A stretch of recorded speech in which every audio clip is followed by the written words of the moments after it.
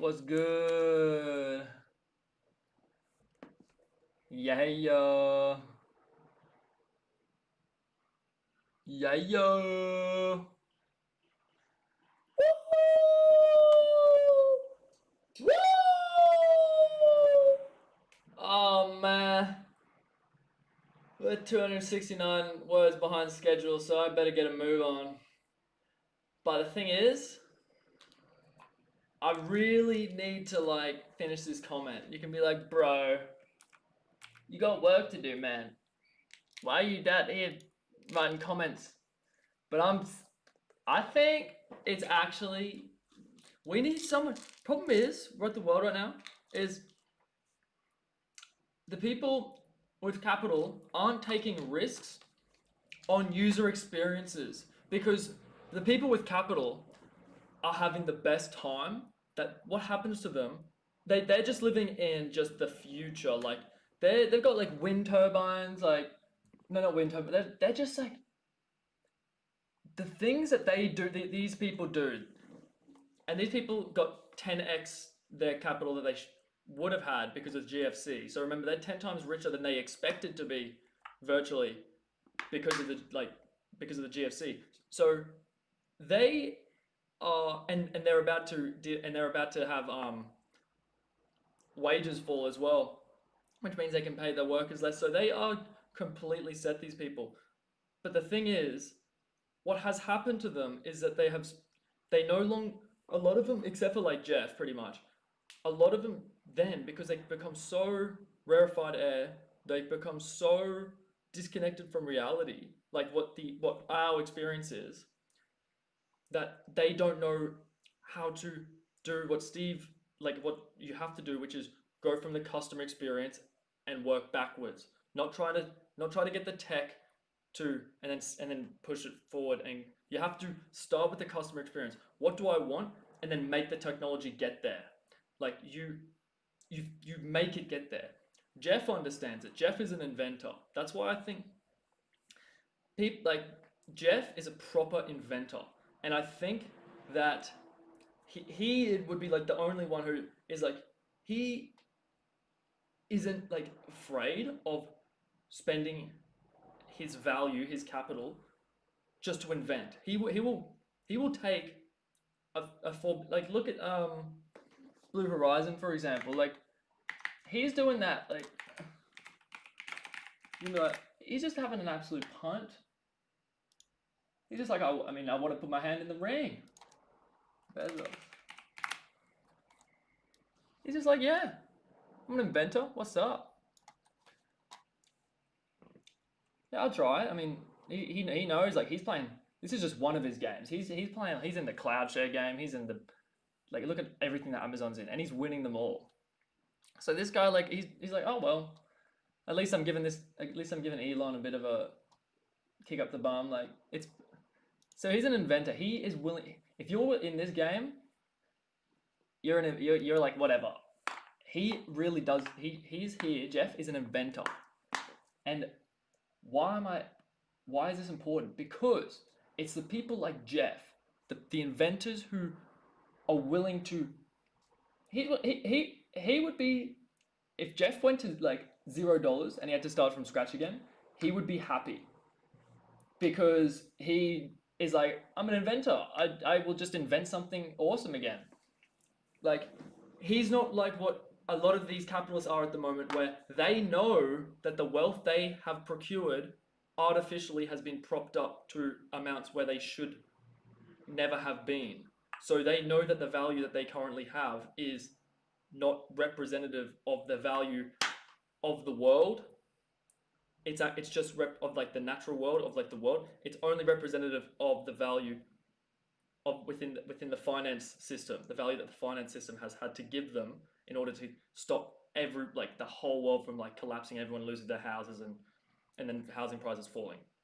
So these people, these capitalists, are so afraid of spending their money because they're afraid that they won't be able to make it back. Like, does that make sense? Because they didn't earn that money properly. They earned it because of the finance thing. Jeff, on the other hand, he is like, dude, I will spend, I'll do, I don't care, dude. I would rather invent and go to zero, but then just then hold on to my little like Sauron, the dragon from The Hobbit, and just sit on it like that's that is he would rather die than do that. And it's the people like Jeff who are willing to take risks with capital to break new technological paradigms that increase the human experience. They're the people that are the best. The people who just hold on to their money because they're afraid of losing it. Are you serious?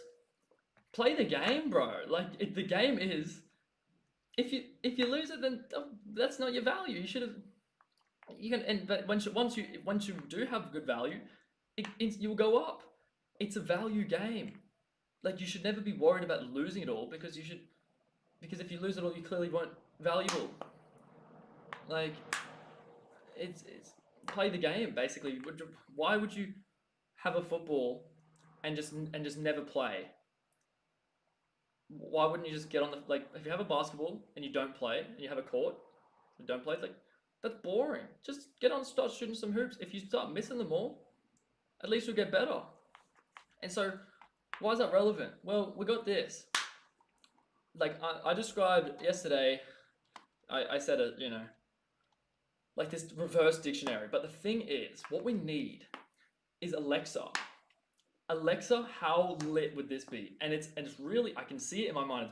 It's really easy to do as well. You just need a bit of capital, and you just need to be a bit like Jeff, basically.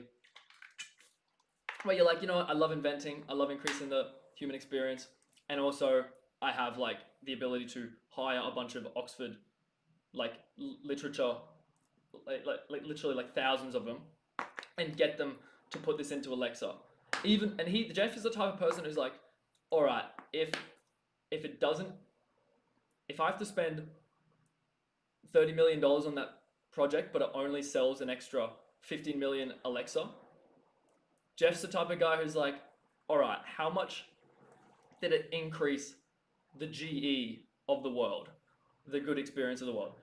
And then he's like, oh, 15 mil, but then all these people, he doesn't consider like, oh, I lost 15 mil. He's the type of guy who considers how much did I increase the human experience? How much better did I make the human experience? That's what matters to Jeff. And people like Jeff are who we should like praise. We should hate on people who are like the Saurons, and we should praise the Jeffs, because the people who are willing to lose money in exchange, but to increase the human experience, they are the G's. And like, remember, Jeff was just like us. I mean, yeah, he was a hedge fund manager, and like his wife was like a PhD researcher, and he was a New York hedge fund like dude, not manager, but like, high life. But when he started, he had him and his wife Mel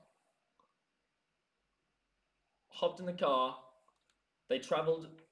Would be like me traveling down to the shopping center, like I do, and then and would send the parcels like that. In other words, he literally got in his car. That's like when you start a business, and if you've ever started a business, you know what that feels like. You have to, where you are doing like everything. So Jeff really does feel like he's one of us. He doesn't feel like it's not like he's coming from like the Anglosphere. Oh yes, we've had my great. Why is she in politics, or like why is she rich? It's like, oh, she's the niece of Boris Johnson or something, who was the nephew of some like king's advisor or something, where they really keep the wealth in their little thing. That's disgusting. And that's why the UK has like been. What inventions is it? Can anyone tell me any inventions that have come out of the UK? And then let's compare that to the environment of the US, where people are people there is an environment where there's a culture of hot bro, create, see what happens, put your mind on the market, test your mind, see what happens, come back, do it again, try something, try something new, try something different. And instead of where the UK is more like, let's just keep our castle and hold on and we like our castle and we will stay in it.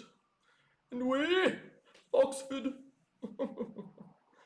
And then you got the US type environments, which is like, let's do something sick. Let's, like look at Mark Ass Brownlee's YouTube channel. Like look at the speakers. Look at just all the different tech. That's just like people going, you know what? Like look at the big. There's a massive like AirPod. Mark Ass Brownlee, massive. He's like, look at the giant AirPod. Yeah, this one. And that's just someone in their mind going, what if we just made and it's a speaker. What if we just made this speaker, the AirPod, and we just made it like look like the size of a massive, like the size of your hand, and it's a speaker. And then people in the UK people with UK money, old money, would be like, oh, why would you do that? We can just stay in our fireplace. Go read your book. Go read your book. Don't ask questions again. Don't ever go outside these walls. Never leave this castle, Jimmy. Wouldn't be Jimmy, it would be like something more obnoxious, like Mason Mount. Mason Mount, never ask those silly questions again. And then Chad USA is like, bro, that's sick. Dude. Who thought like some like American environment would be like, bro, you got a bunch of like people who just like thinking about stuff and then doing it, and then they go, bro, what about an AirPod but it's like the size of a speaker? Bro, that's sick. Who do you know? Oh, I had a audiophile mate back in college. I dorm with him. I reckon he'd know someone. And then be like, bring him up now. No, he reckons pretty late. No, he'd be up. And then you like bring him up. Hey, what's up, man? Hey, bro. We want to do like imagine like an AirPod, but like it's the size of your hand, and it's like a speaker. Oh my! Like the audiophile guy's like, bro, that's sick. That's sick. What are you calling me for? And then he's like, dude, you're the audiophile man, and we've got the sick 3D printers, and we got the ability to get the materials, but we don't know anything about speakers. Like, oh yeah, bro. I'll just tell you, the speaker you want to go for is like the X2 900. That's just the if you want to go for a budget one, that's the cheapest. You can get them drop shipped from something. And then he's just like, because they're friends and that cost him like 2 seconds of his time. He's not like, oh, I'm not going to tell him unless I get like 35% of it or something. He's just like, whatever, dude. I want to see. He's like, I want to see that. I want to see. And he's like, bro, what you been on? And then they're like, well, then they chat, you should come around. Where are you living these days? Oh, blah, blah, blah. And then they hang out the next week and then they build it. And then they're just like, bro, this is so sick. And then they put it on the market, and then other people are like, bro, that's sick. Or maybe they say, bro, that sucks. Who cares?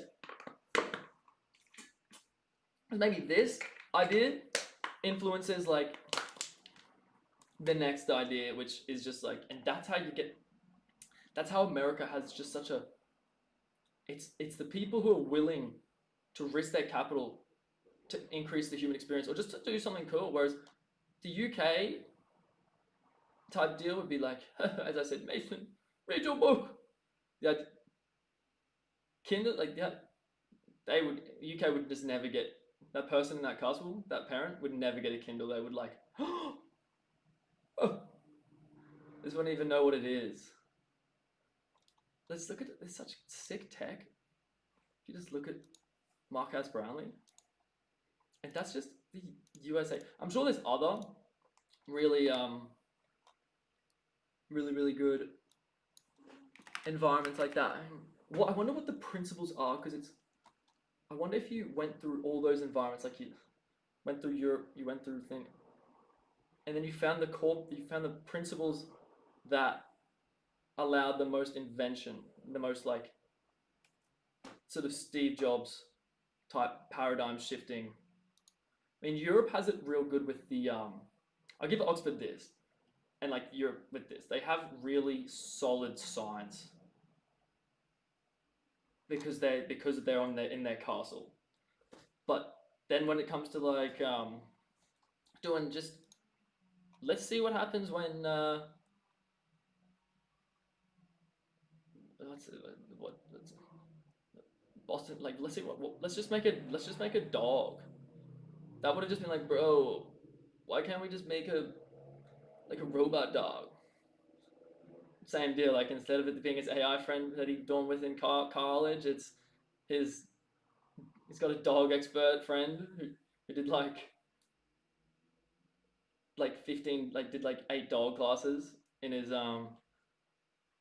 he did a law degree, but he for some reason he just had like he did like 5 or 6 dog classes, and then he knows all the best dog people, and so they bring up that dog that friend that law, and he's doing law, but then he's like, oh, I love dogs. I'm like, robot dogs are like my favorite thing ever, dude. I haven't had someone to talk about this in like so long. Like, thank you so. And then they like just talks about robot dogs, and they're like, bro, we want to do Boston Dynamics. You reckon?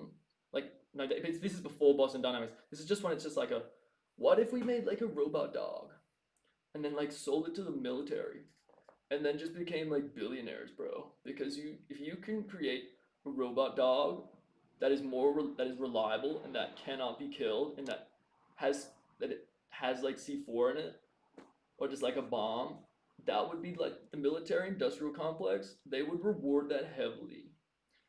But like not even aside from that, it would just be sick. And that's why you get that. Uh, I reckon Japan definitely has it. So if we like get the core principles from like Japan, just the industrious people, like USA, just let me find one that's like another example. Absolute respect.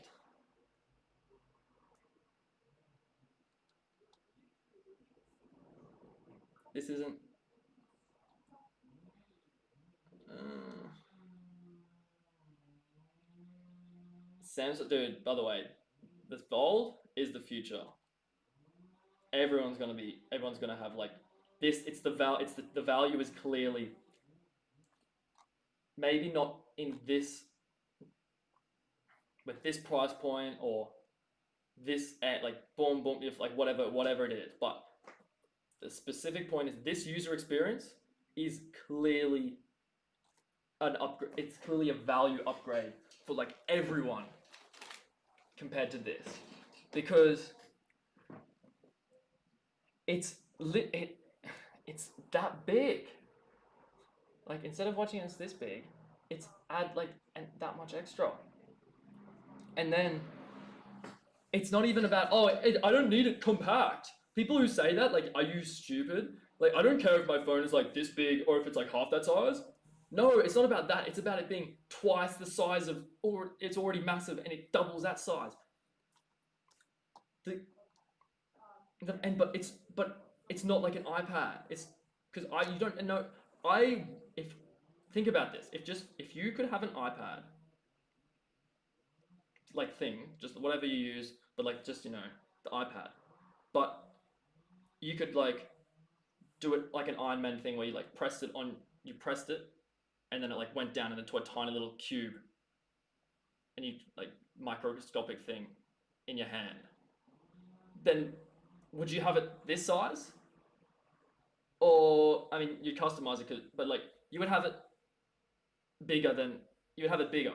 So the idea is it's clearly the value is up. It's just a bigger screen. That's just, but you can fit in your pocket. That is just clearly better value.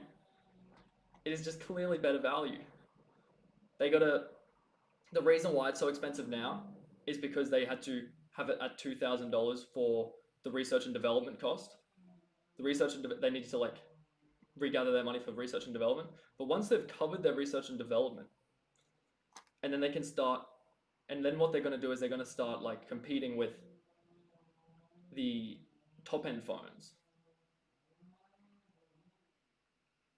And then what it's going to be, what it's going to diverge in, is going to be the waterproof phones versus the folds, and then that's where the market's going to shift.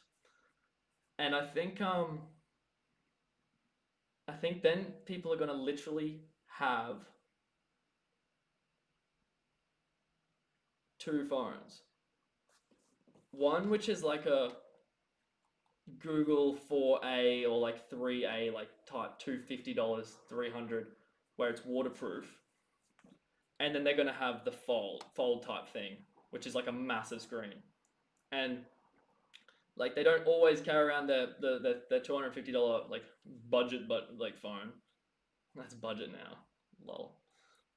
But they always carry around their fold, like their bigger fold one. And so but then once they work out how to make foldable phones waterproof, then these things go extinct. Like it's just clearly the better value. And if Apple does not adjust to that, oh my goodness, they definitely have something in their sleeves. But wonder what they're gonna do. They're going to what Apple mindset is like customer experience cannot have that. Like Steve Jobs, I'll turn my mind into Steve Jobs. Like the groove, like this is the Steve Jobs mindset. Everything needs to be in its place. And then if there is a line in the middle of the phone, that is not Steve Jobs' mindset. That what they're doing is they definitely work on this tech, but they're trying to get it so that there's no fold line at all in the screen, no crease. And so what Apple's going to do is they're going to come out with some. I wonder how they would make it with no crease. So, but what's also a really cool little development is for gaming. Having the touchpad here, it's actually really quite sick. So because you've got it folds, so it opens, and like that's like this. Let's say this is like this mini phone. It opens, and then you've got extra pads here. So the annoying. So then it's up. That's the size of the screen. You got right now gaming sucks because it's like on the phone because it's like so like your thumbs take up so much. But then when you got this added real estate for once you've got this added real estate for buttons, and then percentage wise your thumbs for the analog take up less space because it's doubled. So let's say it takes up like 20% of POV point of view now, like then it's like 10%. Plus you got these added.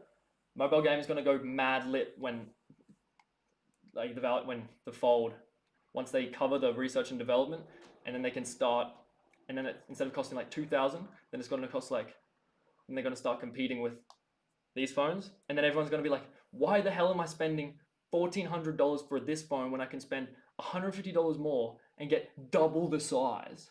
Like what? I'm spending is waterproofing really that valuable to me? And like a lot of people would be like, yeah, it is. And like breakability, yeah, it is. So that's what Apple's doing is they're making it like really they're going to make their hinge like what they're going to do is they're going to show how many times they can drop it and be like, bro, because that's the customer experience problem is the crease and the fact that it's easily breakable.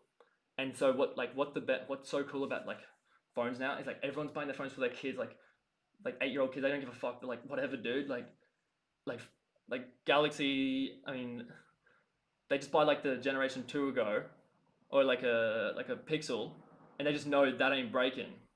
It's like whatever. So but clearly the fold is better value. So like the folding technology is better value. So but Apple is going to remove the crease. It's going to be they're going to come up with some, and they're going to call it something like something so like not like like liquid retina,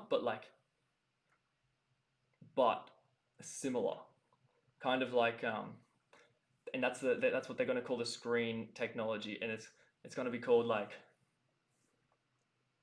so what's a word like clear, and so what do I, because liquid retina, it makes you feel like, ooh, liquid retina. So we're trying to look for words. We're trying to capture that feeling and then move backwards. So that's how we find out what they're going to call it. So we're looking for the feeling of like, what we're searching for is the feeling of how nice it is to be able to fold something and it's not creased. So like that feeling would be just it's really satisfying. So the name needs to sound satisfying. So liquid retina doesn't sound satisfying, but it sounds like cool, like damn, liquid retina. Even though it wasn't, it's like OLED is like clearly just the better tech, way better value and better tech. But it sounds cool. But so this one needs to sound satisfying. So what they're gonna call it is like, clear doesn't sound satisfying. Or maybe if you add like another word after clear, that's that shouldn't, something that shouldn't be clear, that we all associate, and like rock as well. So something like a rock, because rock is hard. So like something, not yet, this isn't not what they're going to call it. I'm just saying this is the feeling that they're looking for. So now that I've found that term, can then search around that term. So something like smooth, what's a jagged rock? Like smooth rock makes people think of music, so it's not going to be like smooth rock. But I'm talking like some rocks we associate as jagged, and the idea of that when it's smooth, it feels satisfying. That's the emotion I'm trying to capture. So what is not smooth? It can't be smooth, but it needs to be something that makes you think it's hard, and then they're going like it's rock solid, and then they're going to drop it, and then like they're going to drop their iPhone. It's going to be the upgrade for the iPhone, and then what they're going to do, they're going to do their keynote, and then they're going to drop it. So imagine they point at the screen like they did with when they released the iPhone, and they showed all like the shitty pen ones. I get it up. Steve, introduce you. So yeah, see how he had all those like ones, and he's like, no, like this is the idea of what he was saying in this, where he's like, Steve, it's like question, like maybe like I think rude was in it. Oh, insult or something. Yeah. In this one, I won't play it, but basically he talks about how you have to go from the user experience backwards, and that is, once you like get that is the legacy that he left, and that is Apple's competitive advantage. That is why they did not release the Magic board, because as I was saying yesterday, like the Magic charging pad, because the user experience is what like, think in your head about the future. What do you want it to be? You want it to be what I'm talking about is what's it called? Apple, and then the technicians couldn't get it done yet, so they scrapped it. But it's the dream is, yeah, see, like that. So that's not it. This is sucks, because you have to like place it specifically right there, and specifically right there, like right there, and it sucks. But what the Apple dream is like maybe your whole your whole desk can be made out of, or something. Like the ballers would do that. Or the idea is like it's just a pad, you just chuck it like that, and then it starts charging. And so that's the user experience they're going for. And because they couldn't get that, they were like, we're just scrapping it. That's the legacy of Jobs. It's the user experience backwards, and that's their competitive advantage. And what they do is they allow Samsung and they allow the other companies to like battle, saves them on research and development. And then when they see people like, oh, damn, that's a good idea. That fold tech is like that fold tech is like people enjoying that. People like that. Then they probably have like a bunch of people in Samsung as well who can see the numbers of what that are sold, and so then they just take that. I mean, I'm not sorry. That's like corporate espionage. I would never say what they would do that. Haha. But yeah, this whereas like they're gonna do this, but with the I don't know is this gonna be like the iPhone? Is this gonna be like the I don't know which iPhone it's gonna be. It feels really satisfying for an iPhone 20, but that's too much of a jump because I was thinking they're gonna have like an iPhone 13, iPhone 14, iPhone 15, and they just jump to an iPhone 20. But and then that's when they release like the new iPhone being the with the foldable technology, and then they're gonna have a keynote like this. It's like look, but instead of it being oh I can't see it. It's gonna be a keynote like this. It's like guys, what it's gonna be is like breakable, easily breakable over here, hard to break. And then what's it gonna be?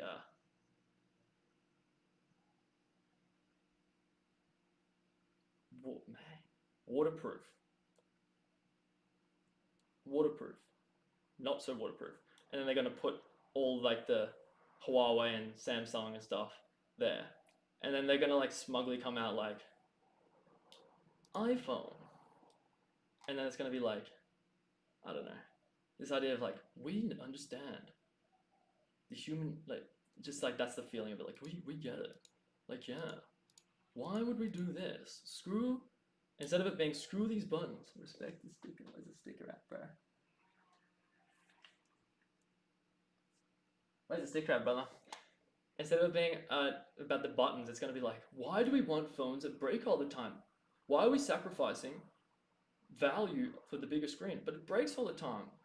And they're going to be like hell no, these other companies they suck. Like it's going to be like Huawei, Samsung, whoever else, and they're going to be like dude check this. And I don't think it's gonna. Then they're gonna show the iPhone being a fold, and then everyone's gonna be like, "Oh no! Like what have you done?" And then they're gonna drop it, and they're just gonna like on your phone. Oh yeah, brother, that's my boy Rockman sticker right there. Hell yeah! But because these phones right now, like Gorilla Glass 5, whatever, is a tank, and like you can be like, "Oh, you take no care of your stuff." It was really the most unlucky thing you've ever seen in your life. But then they're gonna like drop it, and then they're gonna like put it underwater, and they're gonna show it's like a same size or bigger screen with the iPhone iOS, run like better security, and it doesn't break, and it's waterproof. Why would you ever buy this Samsung stuff? And then they just collect all the money again for like the next like decade until I don't know, but that is totally that would totally be lit. No, that's totally what's gonna happen. It's just clear. Oh yeah, this is another example I was thinking like these guys. Why don't we just get a speaker and make it like massively loud, but it's the size of like your hand. Let's see.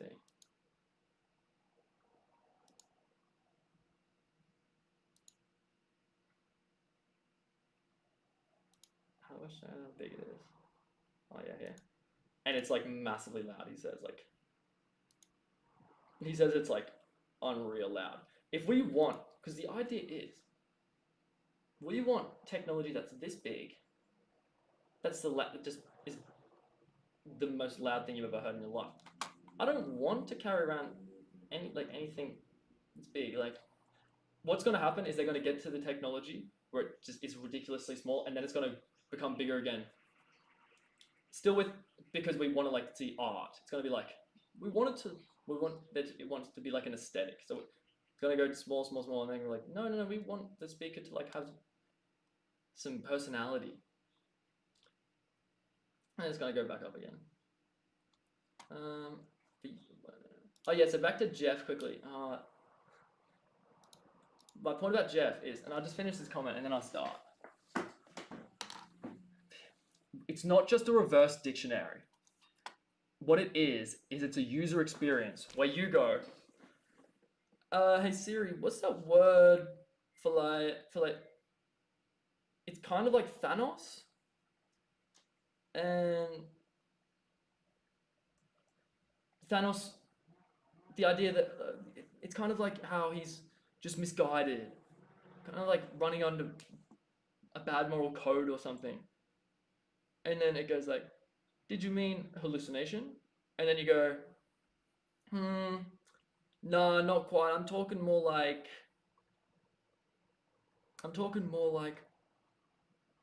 that he thinks it's right, but he thinks he's doing the right thing, but he's fundamentally misguided.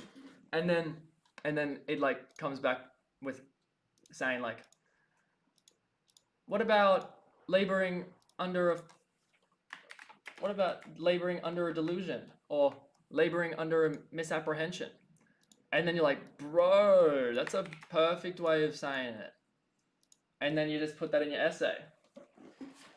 That's what Siri and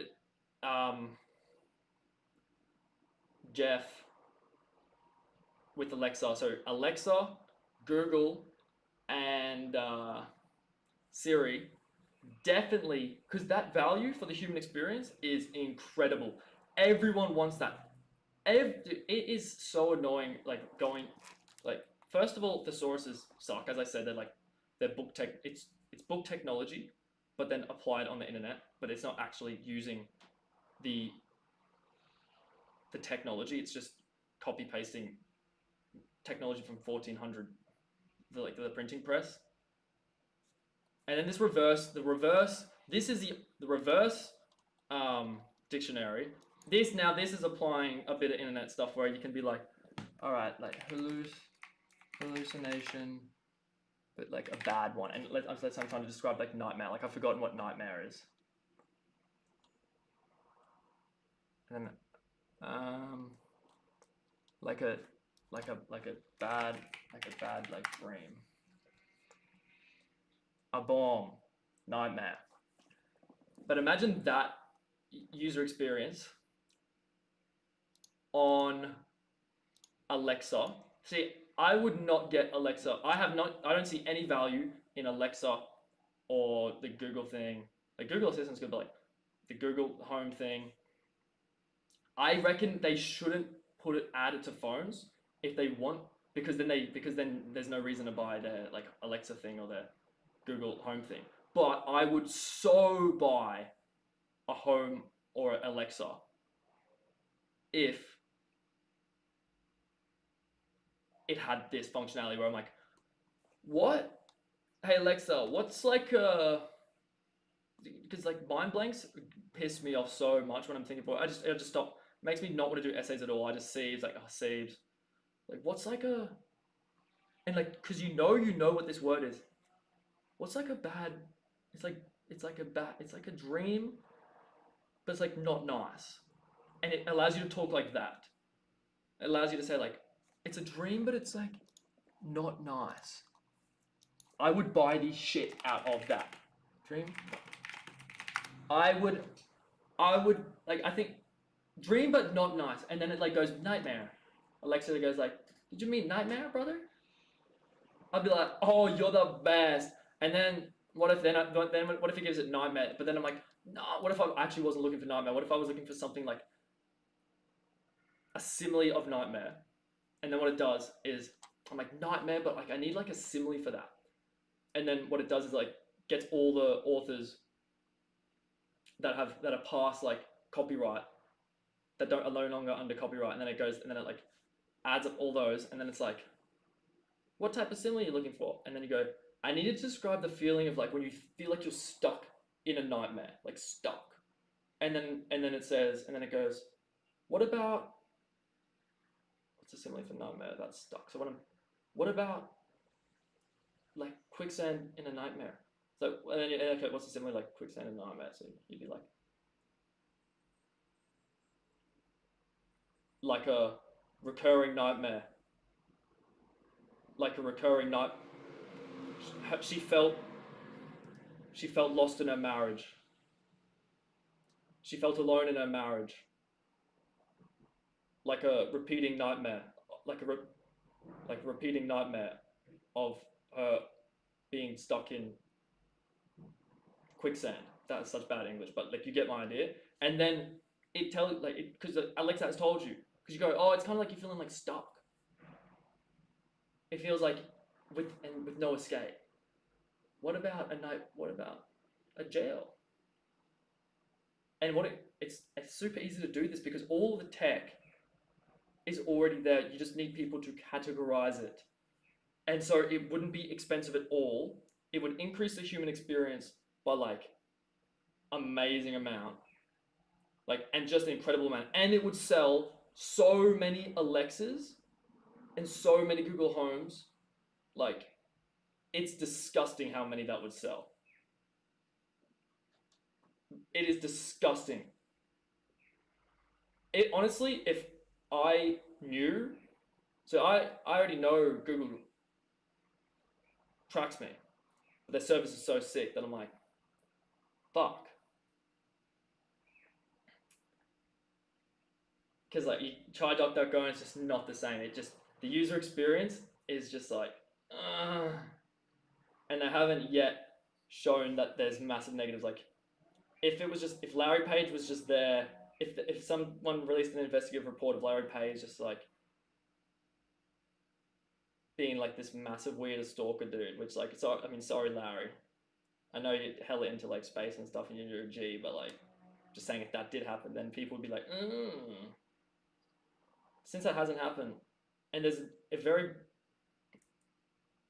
and I'm sure you guys have it like protected so that your workers can't abuse their power because it would just ruin the brand and people's trust. Like so far, nothing bad has happened. So people like, and then people like, all right, we're fine. Let's say like we already. So my point is, it's like tracking us, but like, and we're also a bit like, oh, it's listening to us as well. Let's say but what people are like, I'm not sure if it is. Like, I'm not sure if it isn't, but it totally is. But like, let's say it wasn't, and then I knew Alexa was listening for me to say brands, but like let's say it was just on the packaging. We will listen to you, and I knew like we will listen to you. We'll listen to the brands that you say, and then tie that to your Prime, and then suggest those. But you get this sick like word, like the best word reverse dictionary simile creator like ever made that uses like Oxford, and we got all the best Oxford professors, all the best. We got Gnome in it. We got everyone to just pack it jam full of meaning. So you can talk supernaturally. You don't need to be like dream bad. No, you can just kind of like talk like, Alexa, what is that thing where it's like it like feels like you're stuck. I don't know how to describe it, but it like feels like you're stuck.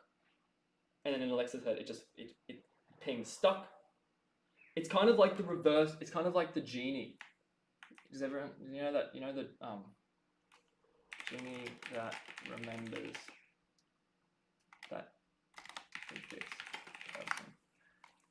Yeah, it's how this works. What it would be is how this works, but for language. So it will go like, I'll try to guess what it is. and then what it would do is like it feels like it's stuck, and then it it just doesn't hear. It feels like it. All it does is it hears feels, and then it hears stuck. So it knows it's like looking for whatever the technical nerds can figure that out. Like, personally, don't care. That's like, man, that is when what like bro. Then it goes, but I'm just like thinking how it would think. Feel it like pings feel and it pings stuck, and then it goes through all the words, and then it keeps listening, and then you go, it feels like you're stuck. I don't know how to describe it. And then when people say words like that mean like they're at a loose, like they're at a loss end, it like waits like 6 seconds for you to like keep thinking. And then if you start speaking in 6 seconds, it repeats again. But then after that 6 seconds, it goes, feels like I'm stuck. And then it goes, what about, what's something you feel like you're stuck? Then it will like pop out a word for you to like prompt your mind to like what feeling are you searching for? What about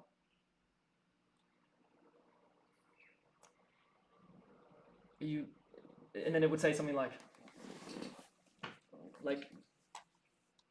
stuck like a sloth, stuck like a sloth because you can't move fast enough, or stuck like a rusted, like a bolted on rusted, like a rusted on lock. Where what type of, and then you'd be like, yeah, it's like and so then it repeats the 6 seconds again. It's like it's not stuck like a sloths have purpose, so it doesn't feel correct to say sloth, but you're definitely moving. You feel you you are moving. I like that. You are moving, but you're not actually going anywhere. That kind of stuck. And then it would be like, and then I mean, my brain. See, my brain doesn't. It's not how our brains work. Like, it's just not like that's not how we were designed to like create words. Like we were creating words. We weren't designed to create words like using like an essay. We were designed to create words like read Petrie's discussion on like Aboriginals. He was very in with the Turrbal people, and then he illustrated how they thought. That is our base OS. And so when we create language so easily when we're out in the world because the context is right there. But with essays, the context is so like I don't know what like I'm trying to feel, and so that's what this comes in. And like Jeff, bro, you can listen to every brand I say for like ever. If you keep the best like this best tech, where I can just talk like this, and then you get all my I will accept that my prime will have suggested things from what I say in return for like the most lit like way of making me say things better, but express my ideas better so that other people can understand them, which is the best way to make other people understand it is by using similes. And so it's like really trying to, because you can say I feel bad. No, that's like noob talk. I feel lethargic. Then that's a complete, that is so bad. And then what language does, it starts off with bad, and then it narrows it for the other person to go, what is this person feeling? Bad? I mean, okay. Lethargic, and then they triggers like, oh yeah, triggers when they've been to lethargic. I don't know. So what language? Word. It's like a word circle. Mrs. Quinn, yeah, showed us this. So it starts off with like sad. I feel sad, and that's what like 3-year-olds would be like. And then you get to like, I I feel sad. And then what you got to do, by the way, when you do feel like sad, you then have to take it to yourself to probably go into something like this, or make at least go into your brain and go really pinpoint it. That's the point of language, is to pinpoint a feeling. And then once you pinpoint that feeling, and then you pinpoint the word that describes that feeling, then you can go, all right, I feel isolated. And then you look up isolated, how to stop feeling isolated.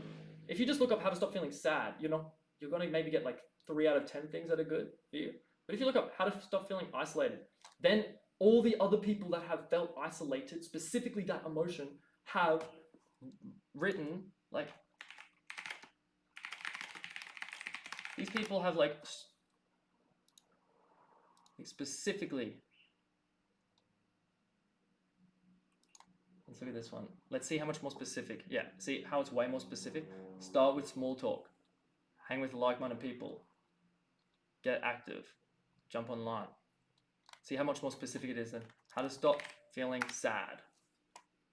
So this, Jeff, this is proof that it will it'll make better the human experience, because it will allow people to actually understand exactly what they're feeling, and then they can reverse, like, then communicate with other people who have felt that way before, or like are feeling the same thing. So 11 ways to stop feeling sad. All right, no. I essentially helped out that fake doctor. Bit cringe, but like still. Look how broad this is, and this isn't because the person who wrote this is like incompetent. No, it's because it's so broad that then the advice they give has to be broad.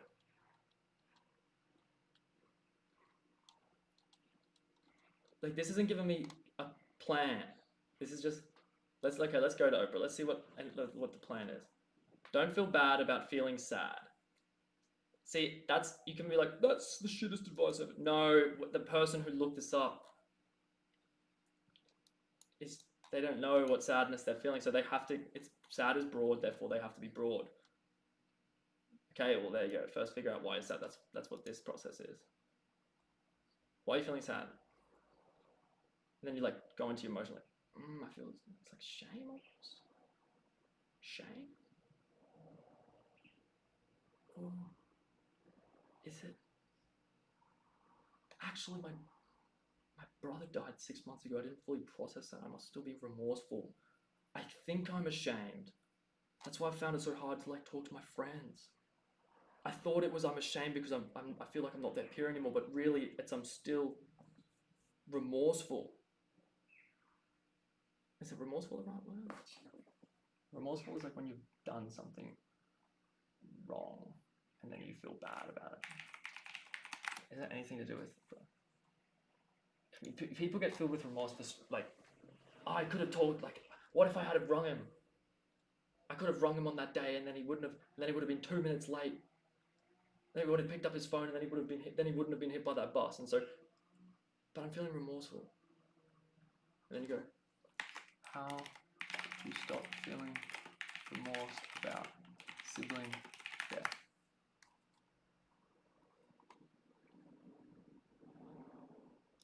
Yeah, guilt is the same thing as like remorse. So you're going to be more of a plan on this. Oh, then you can like read other people who like went. See how it's like very, very step by step, way more specific to. And so before they were just thinking, I'm just sad. And then it's, I don't like, what if they could say to Lex, like, what's like sad, but like, I feel not depressed. I feel sad because I feel, I guess I'm not saying Alexa should replace psychologists and psychiatrists. I'm saying it gives people a platform on which to, maybe there's psychologists, there's one who's like the best at dealing with like remorse for a sibling, and then they can look up that better. So that's the benefit for like Google to do it, because it'll allow people to I wonder how they would monetize it better. I feel sad because it's like I I feel tired, but I'm not sleepy. What's the next one here? It's like bored. Well, maybe I'm bored.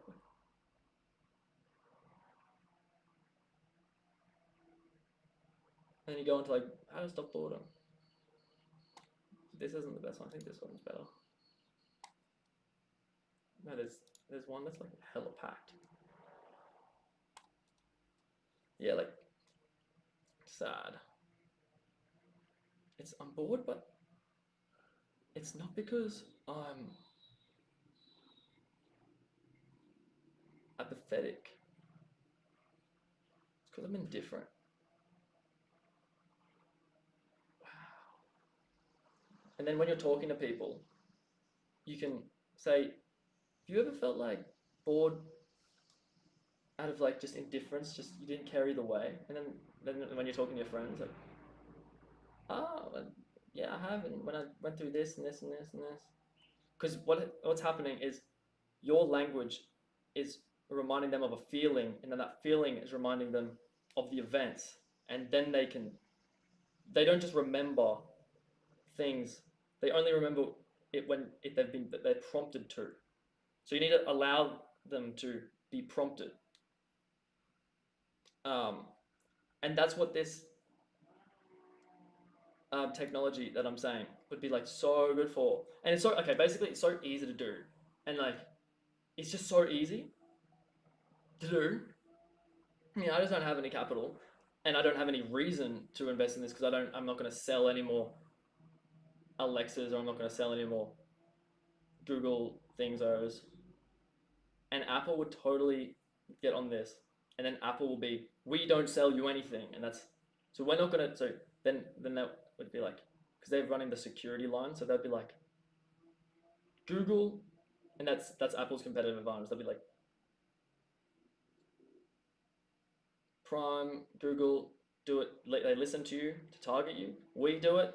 We just want to make your experience better. I'm sorry. We just want to, and so that's how Apple would win that game. Apple would totally win the Alexa war, what do you call it? Like the home assistant war, if they created like think about how natural and good Siri is, but this wouldn't be on Siri. This would be on the home personal assistant, and they call it the I. What would they call it? They wouldn't. They're not going to call it. They would want to try and brand it like it's a personal assistant, but like the name would need to feel secure. So what's something that's secure, but that's also an assistant. That's also personal. That's why like the Google Home is an excellent name. Google Home is an excellent name, but you wouldn't want to call it like the iHome. It sounds dank. So something that is.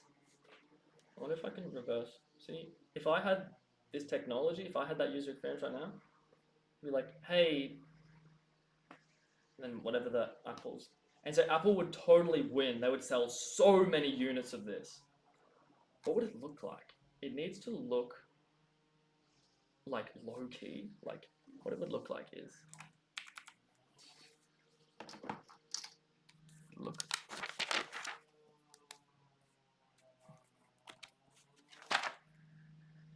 I'm imagining it.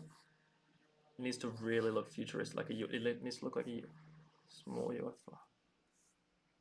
It's like low to the ground. Like small takes, and then this is like the speak. So this is where like it can get anywhere in the room. So that's like maybe, so around here are all the microphones. They're like really, really good mics. But I'm imagining it's like, oh, how sick would it be if they could sell? So what you do is you have these things like this, and then you station one of these, like that, at every single, like one's in your car, placing like the dash, or like, you know, place where like the where you put your water cup is, or something like that. You just place it, and then I don't know, maybe they make some sick tech where it can like stick to it, but not stick. I don't know, but not magnets. I don't know, whatever. Maybe not your car then. Whatever, I don't care. What, it's like kitchen table.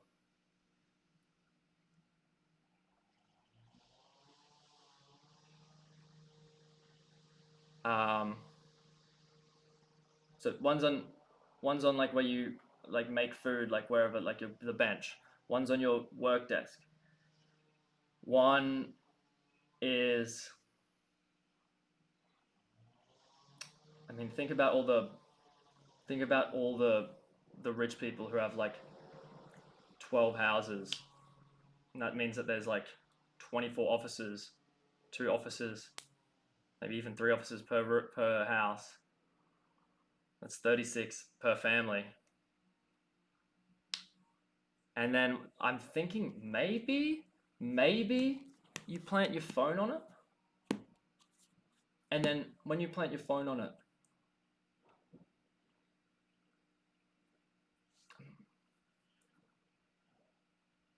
it then, what, I'm just like, I'm thinking, why would you do that? That's just what it feels. It feels natural to do that. That's why I'm really, you're looking for natural, and like you're looking for this, dude. Remember, what would feel like this? I like the idea of like having like one on like the kitchen bench and one here. Why? Okay, then what? Okay, forget the phone thing for now. Maybe it's on, got a wireless charger on top, by the way. No, that's like that's either the number 2. Let's say they call it the whatever. I haven't come up with a name yet. And then on the top, that's like a, so this is a first gen one, and then like the number 2 has like a wireless charging on it, or the cheaper one is just like doesn't have anything on it, but the more expensive one, that like the rich families with 12 houses and 36 offices, not including the the offices that their company pays for. They use they all buy the one that costs like $89 more and has inbuilt um, wireless charger. Then the idea of it like being like this is like, I'm imagining this is like the speakers around, sort of like totally jack. And then this is like the microphones all around.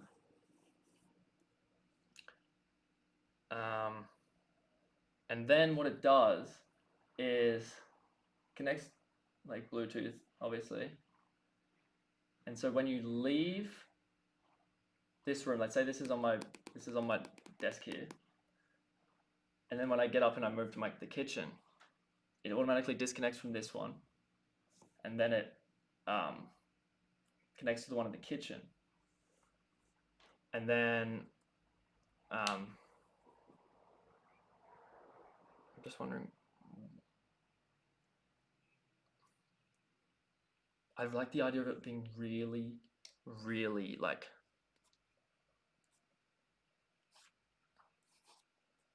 but like bigger than that, like, but like the idea of it like this being small but wide,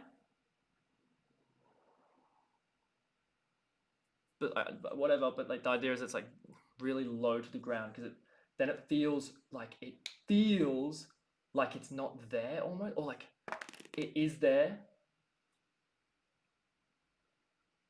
It's not like, it feels less like a massive See how like this is natural for a study desk thing, but like I'm talking like,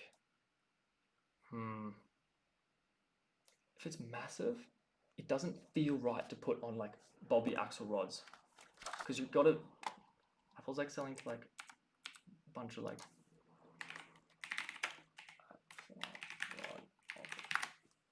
It really, I think it really fits this aesthetic. Imagine like so this. See how minimal. Like the idea of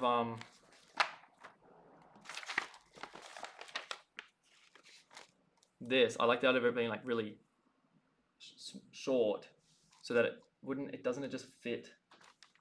It doesn't just look like it would just fit this so well. Look how shit this phone is.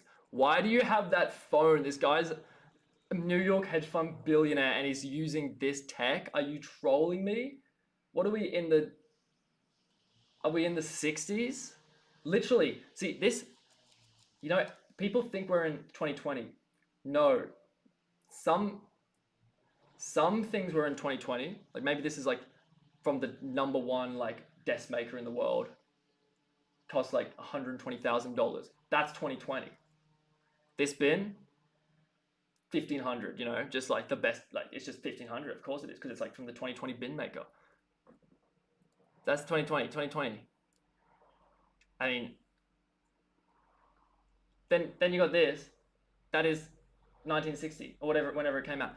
So in any given room, because remember I had the idea of like if someone is living in the year 2020, that's just what we say the year is. But what they're actually living in is the things around them that influence their life. So this room is 1960. This room is not completely 2020. The thing is, what is it going to have Alexa there, which is this massive ass, like, no, can you ever imagine a Bobby Axelrod, like, putting, like, see how, like, sleek, minimal, can you ever imagine him putting, look how big, like, bro, are you see how then they've moved to, like, it being, but even, like, bro, look, are you trolling me? The idea is it's kind of trying to play music, you kind of do everything at once.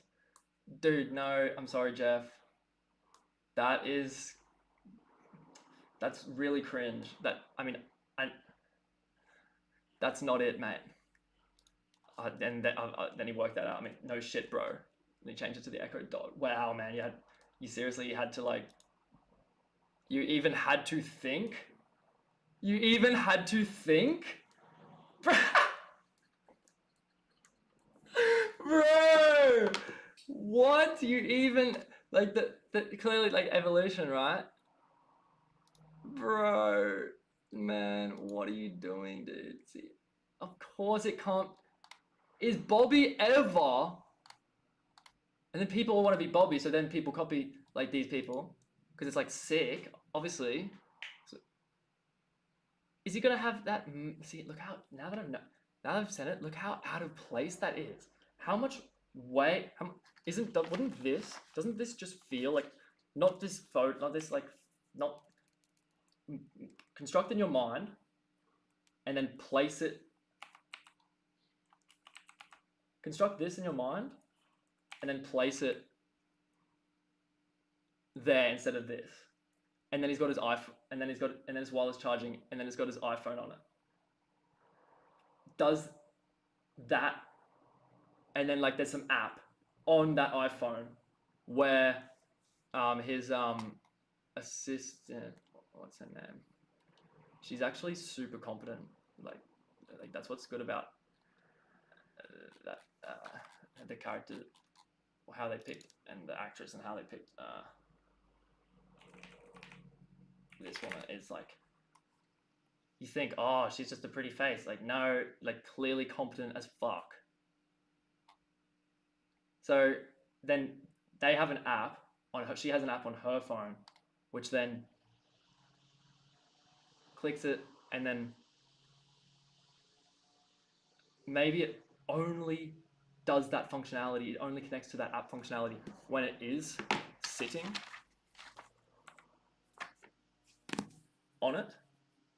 And then when it's sitting on it, then in like any of his rooms, so the assistant can be like in chilling, like wherever they are in like New York, and then when he's on his she doesn't. He goes. These billionaires do literally. They are in, and just like rich people, just like not even billionaires, just like mega rich people.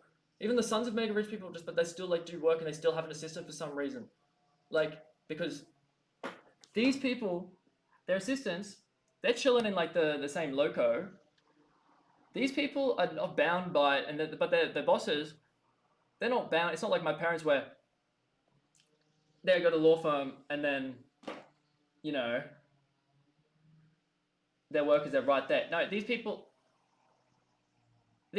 are not bound. They got private jets. They go wherever they want, whenever they want. They're not bound by like money at all. Like they're not bound by travel because you can't afford it. They just go wherever they want, whenever they want. Like as like Metallica concert, like as they showed. See ya. But when she sees, but then when he puts his phone on this thing, imagine this was an iPhone, puts his phone on this thing, then it wireless charges because he paid that extra $89 because it's not for him. It's not even $89. It's just like, of course I'm. What do you mean, $89 for him? It's just like, I just want. Of course I'm gonna get wireless charging. Am I stupid? And then I'm sitting back like I'm sitting here like, that looks like the coolest tech, but like I'm gonna have to get the non-wireless charging one because like I'm just gonna have to like, as lit as that is. I mean, I just justify in my head like I like the fast charging. No, I say that to myself, but no. And even if I do get the one and I justify like that I didn't get the two because like I like the cord or whatever. No, you don't. I'll be honest with myself, I don't. And so then so the idea is he places his phone on it, and then his assistant, he's in like his Hamptons office, and then the assistant, she's at her office in wherever the north of New York is, whatever they're at. And then when Bobby or like the rich person, like whoever the person with his assistant, places their phone on that thing, then that app connects, then the app thing, then it gives her like a notification or something where it's like, Bobby is ready to be transferred calls or something. So, because these people have like really not regimented, but when they work, and then when they party, and then when they get a serious phone call, like when they feel their other phone ring, that's like, oh, okay, that's like, I know I'm in party mode, but when this phone rings, I got to take it. But when they're not, like, let's say, because like Jeff's like, I do my work 10 a.m. That's a 10 a.m. problem, and then let's say it gets to 1. He goes, all right, and then like it's a massive. He goes, no, let's say that to 10 a.m. And then he goes like, does whatever he does, like goes. Jeff's not like a yachter. He would be. Jeff doesn't yacht. He does like the thing. He does like the tenant yacht thing. No, not the yacht. The glider. Yeah, he's more of an like a. Jeff doesn't like this kind of stuff as much. I mean, you can just totally tell where he's like. I've been invited by so many people to their yachts, and every time I'm just like, once you've been on a yacht, you're on a yacht that's surrounded by water. It's the same fucking thing. And Jeff's like, fuck this. What Jeff's looking for is like, what Jeff does is this type of stuff. The tenant, water, but like always like the 2020 thing. Jeff's more into like this stuff. Because he's like, oh, yeah, this scene. No, not that scene. Not this. This one sucks. It's the tenant.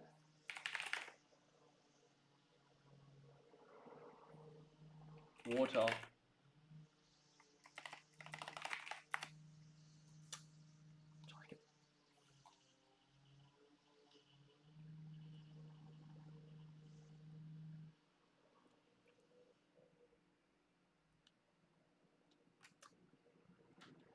to show it. I have to show it. How about I forget the scene? But I won't. I'll just show the scene enough. I won't. There's no like. There's absolutely. Almost certain there's no spoilers. Tenet.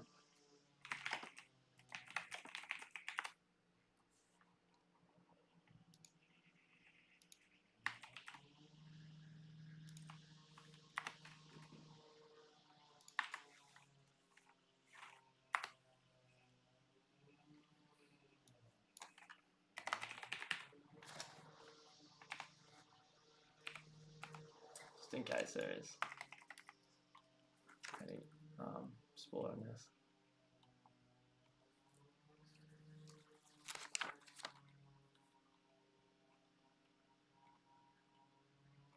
I should just boat, please.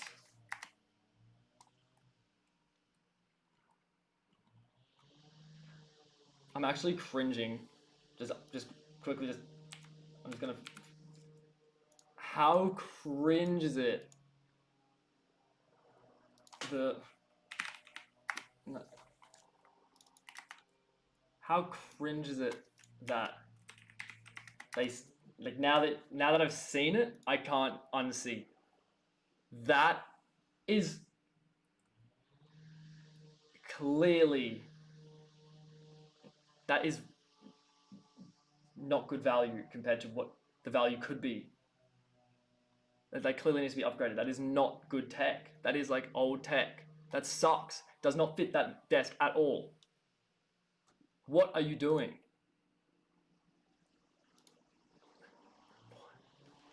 And then I'm just gonna say it again. Like, also cringes. Like,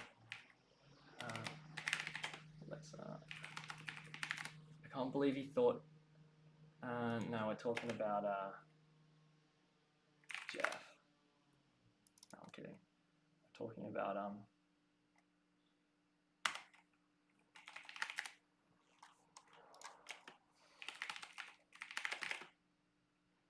evolution of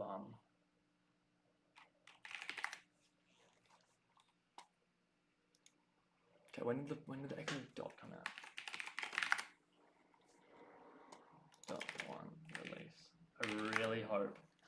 I really hope. Okay, 2014. There's no way. There's no way, dude. Don't make me cringe. It's actually gonna make me really cringe if you had to like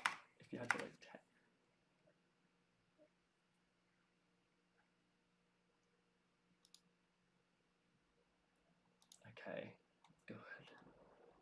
Thank goodness. I'm thinking it was like, all right, they did the testing and they were like, clearly there's some people who want it with a speaker, and then there are some people who want it not speaker. Okay, I thought. Okay, they know something I don't. Clearly, whatever. But who's buying? I think you're a pretty big fish if you're buying like a speaker. Just connect it to Siri, and then that's the same thing. Like, hey Alexa, turn on this music, bro. Just say, hey Siri, turn on that music, like, and then just use just get a better speaker. Like, what are you doing? Echo, Amazon. I really hope. So okay, so it actually came after. Okay, sorry for making fun of you, Jeff.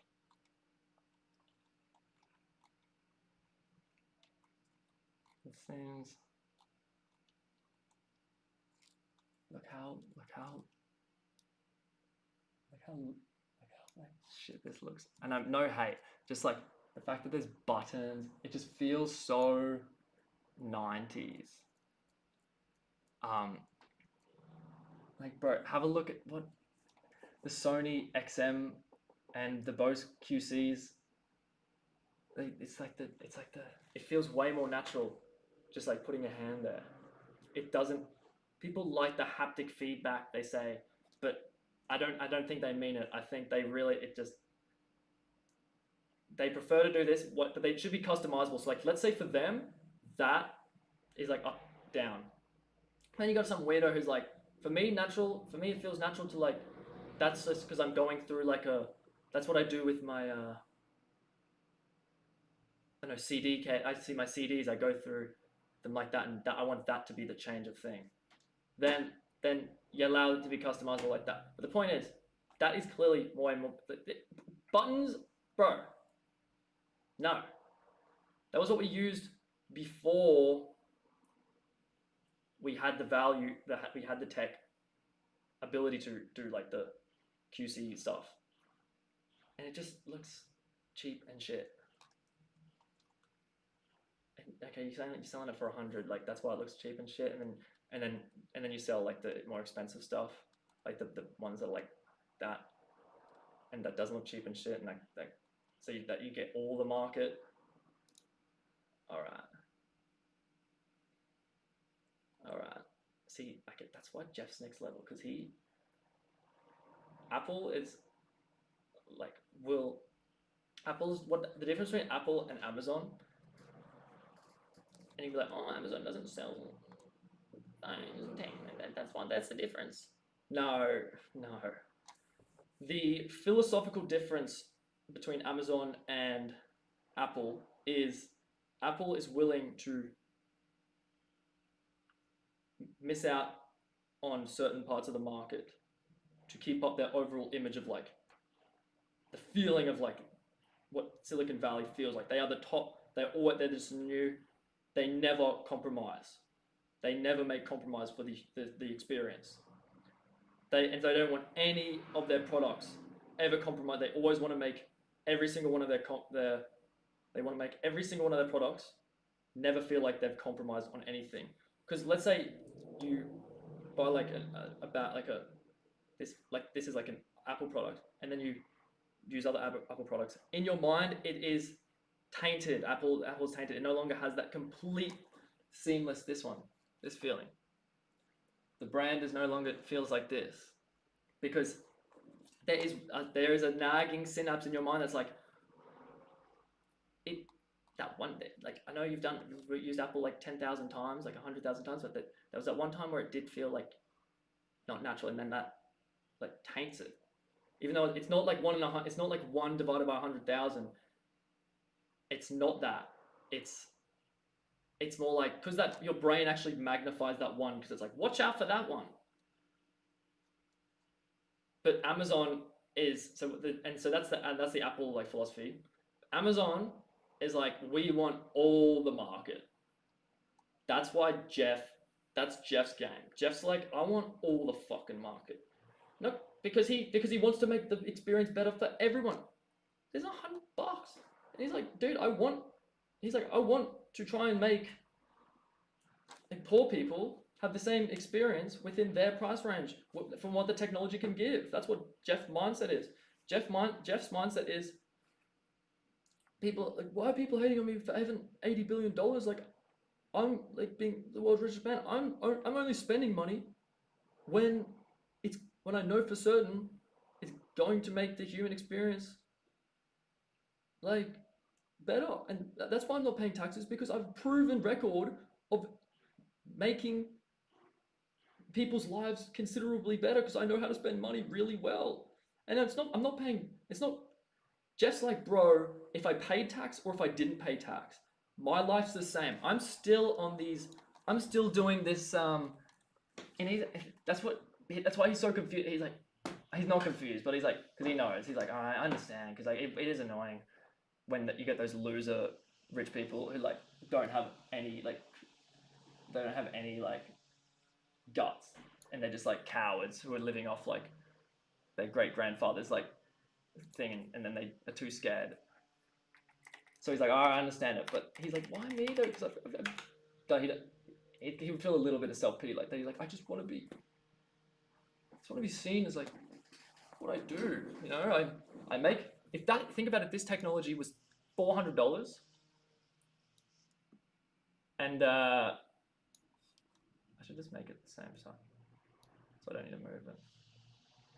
Think about if that technology was 400, same tech, then Jeff systematizes it so it's $100. That means that if you look at that means that, let's say 10,000 people can afford it at 400, a million people can afford it at 100. That means that like he's increasing.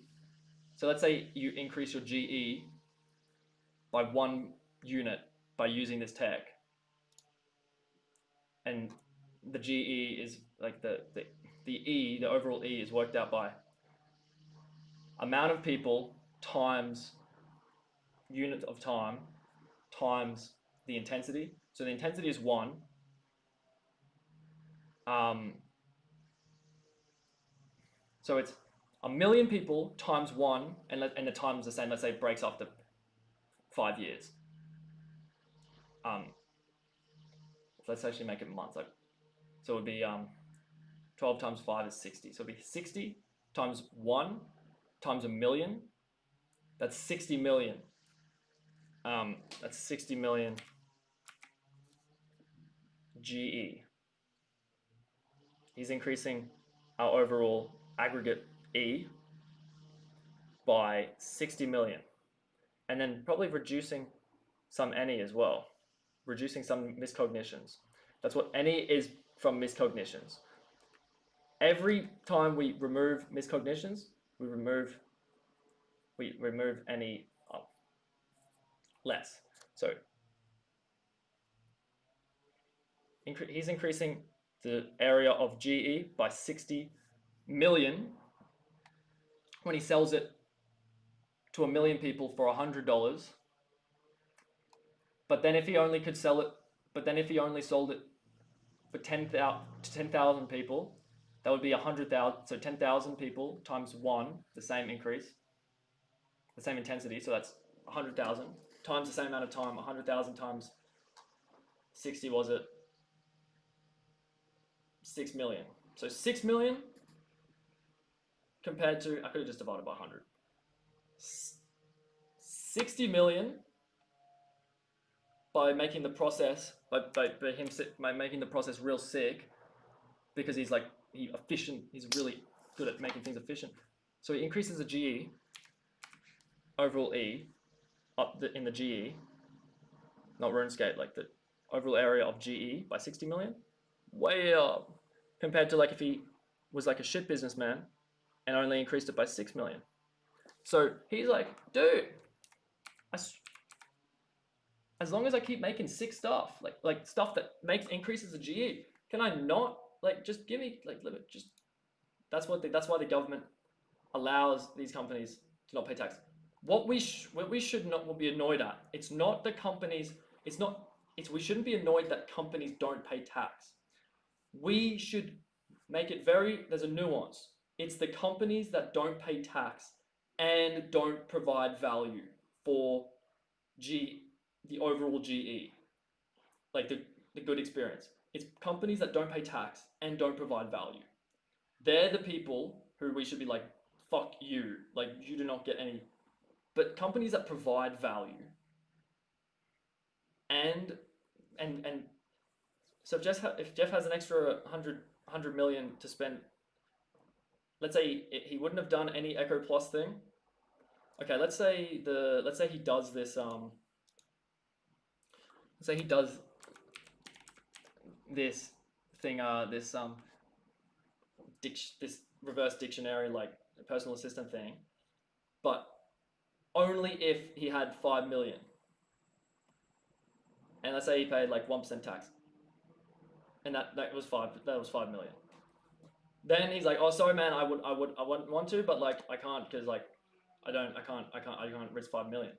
But then if he's taxed at 0%, then Jeff is like, "Fuck yeah, let's do it. 5 million. Woo!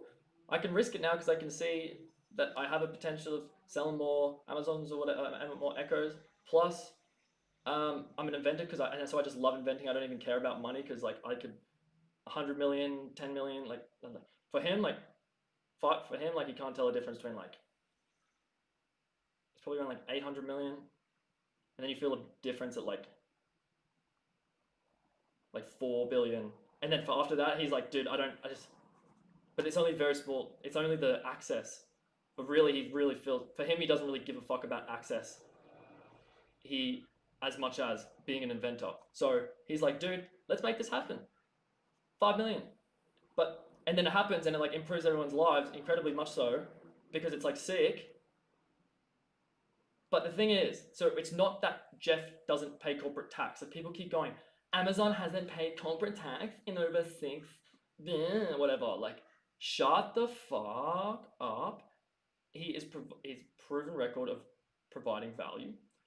It show companies, get the companies that we all go, yeah, you know, they suck. They actually detract from my life. Like Comcast, if you said like Comcast hasn't paid any tax in like 6 years.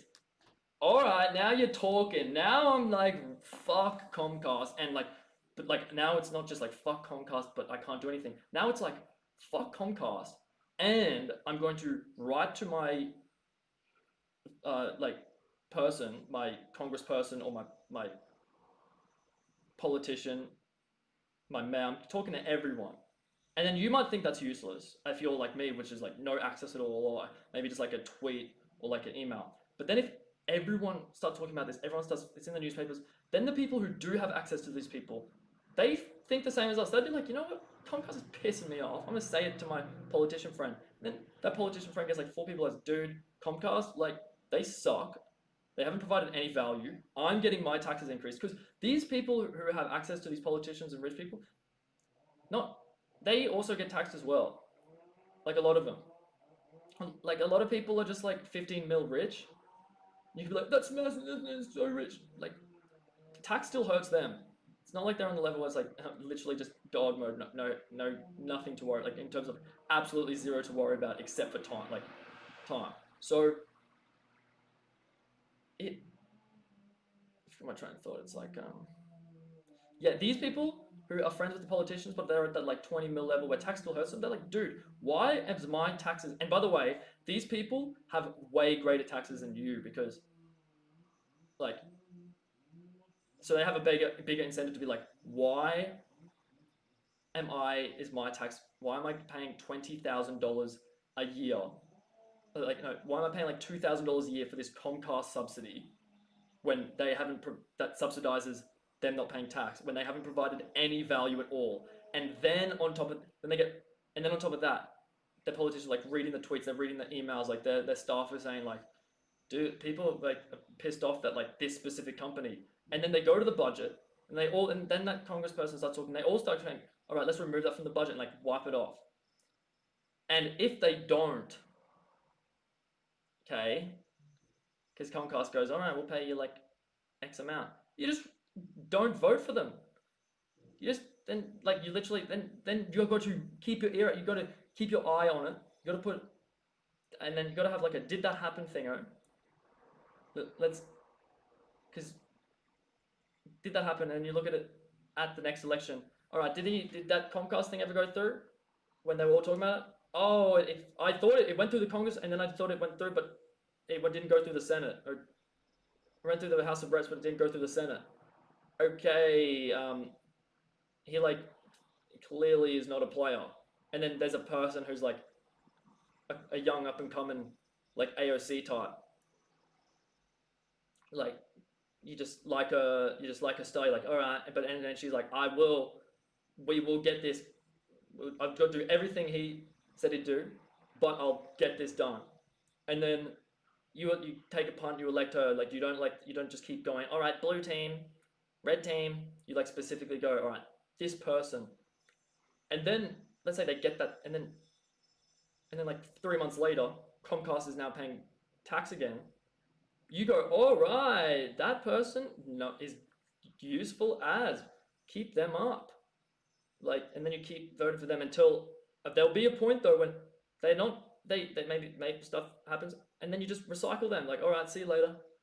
Obviously, if it's not their fault, then you should look into it. But like, point is, replace the politicians. And you can be like, oh, that's the media's job and it's the fake news that's like making me not get things. No, it's also no. It's also your job with the internet. There are so many sources now that like that's no longer an excuse. It's up to you to and like it's up to the people to keep up with, like, ensure that democracy, if we remains like good, if we are um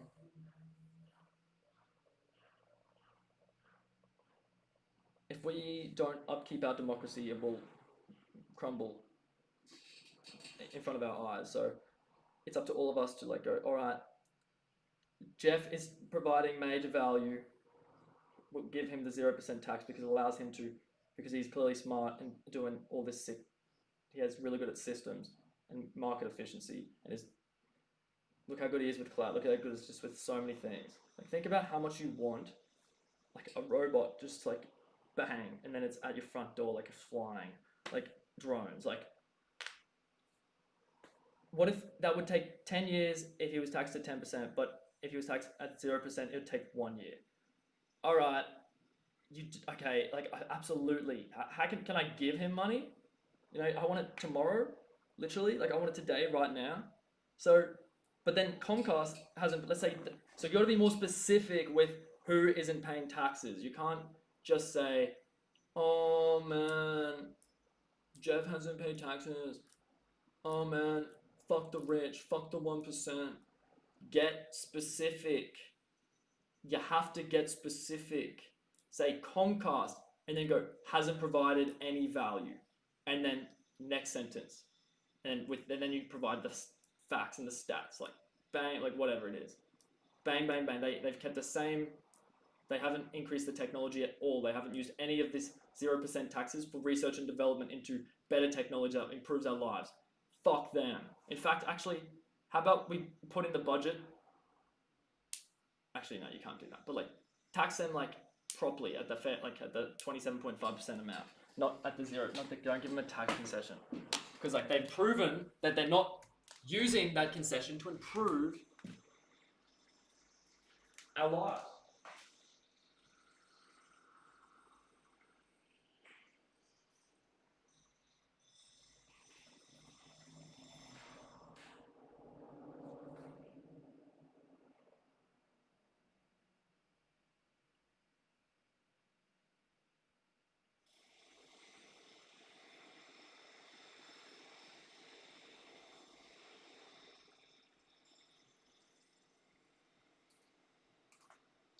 So for the Apple thing, I don't like the idea of it being like its own app. That the Bobby Axelrod assistant, like it being its own app, because that's too cluttered. I like the idea of it being in the phone app, and then maybe you,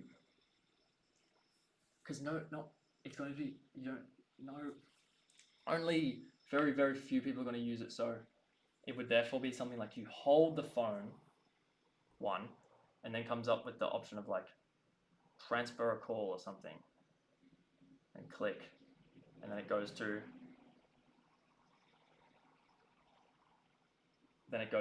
through to the this interface where it would be like Bobby's Hampton 1. I don't know, maybe like Bobby's Hampton 1, and then it's got like a red. All right, his phone isn't there. Bobby's, or maybe actually these people want privacy, so it'd be like it would only show the ones. So she'd be like, all right, let me see if I can transfer you onto him, and then you hold. So then you're on the phone interface, and then what do you press? Maybe, do you want to add another button? 6 is so nice. Oh no, add it. I like the idea of creating another app so that it like advertises it, so that people are intrigued in buying. People would, oh, what's this new app? Like the old people, like my dad, like fucking 60, lawyer, business owner, like totally like doesn't need it, but like is just like would enjoy it, and so like it makes him happy, so he does need it. So he'd be like, what's that? What's this app? Oh, that's for the new like assistant thing. Apple. Oh, what's that? Oh, it's like a. It's got this really cool reverse dictionary function where it's really it like puts your thoughts. It some really gets what your thoughts are saying and puts your thoughts well. And then it's also a notification center. I like the idea of like light. Maybe that's too much. Maybe in your settings you can do for in the app settings it would be like so this would be called the eye whatever. I haven't thought about it yet. And then it'd be like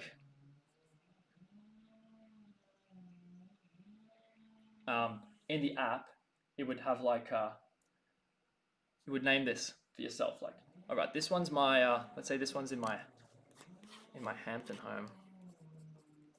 Obviously this isn't just for like Bobby's, this is for like this I would get this for sure.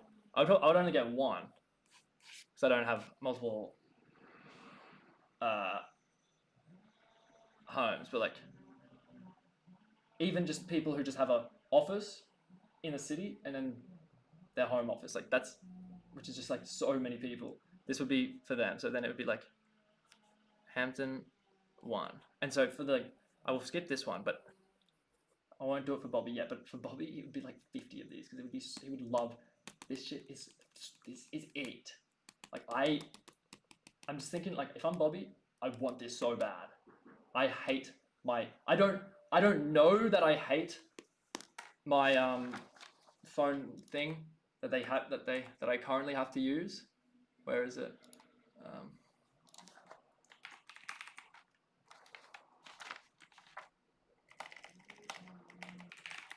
I don't know that I hate this.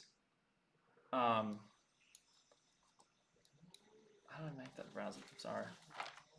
I don't know that I hate this phone, but because it's just like I don't know that I hate it. That's what that's what Apple's like philosophy is they make you realize that you wanted something. And so it's that's why it's this feeling. That's why I'm saying Apple's philosophy is this. It's the acid, like everything's in its place. And they think they do that for you. You don't know what in its place is. So people thought like the lightning cable was oh that's some like that's Apple like being hella greedy, and you can be like oh okay maybe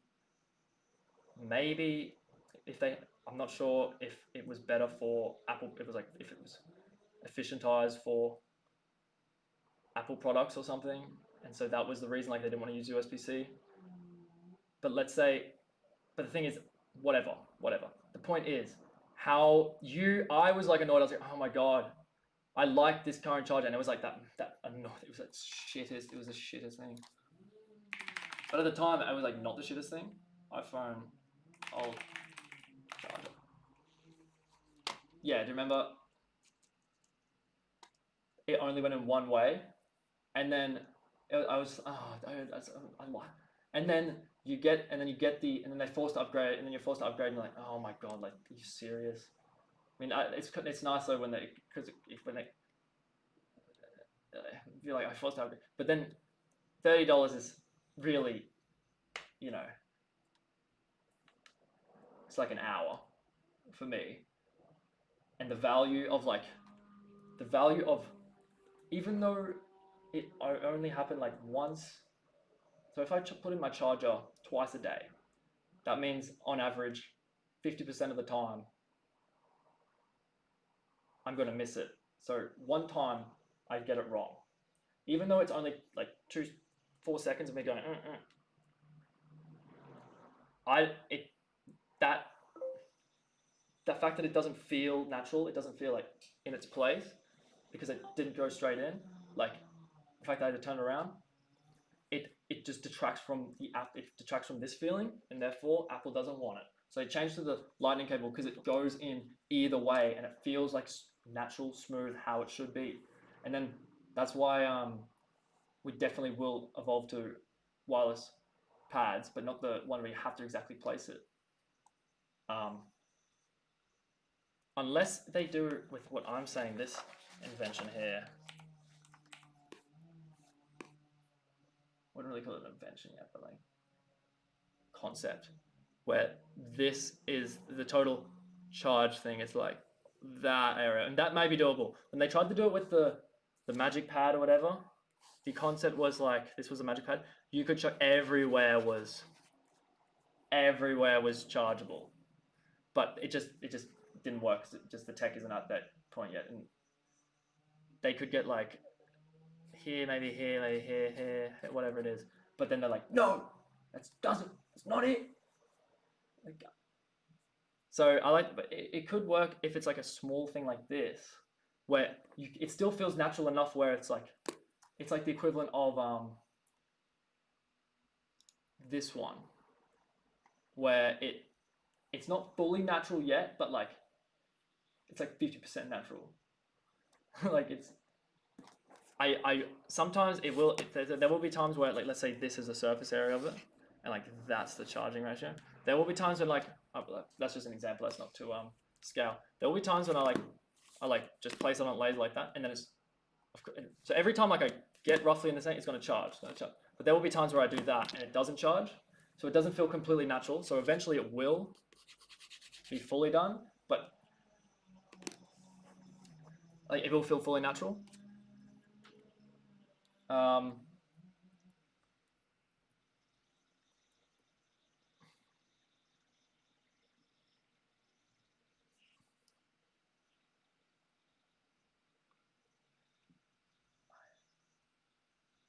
Is it the eye help? Because it's like a. Is it the eye help? Versus, and then Jeff's one is going to be.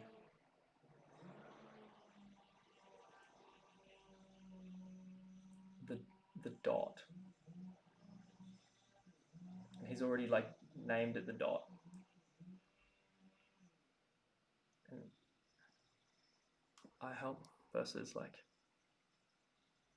the dot, which is like Alexa, versus the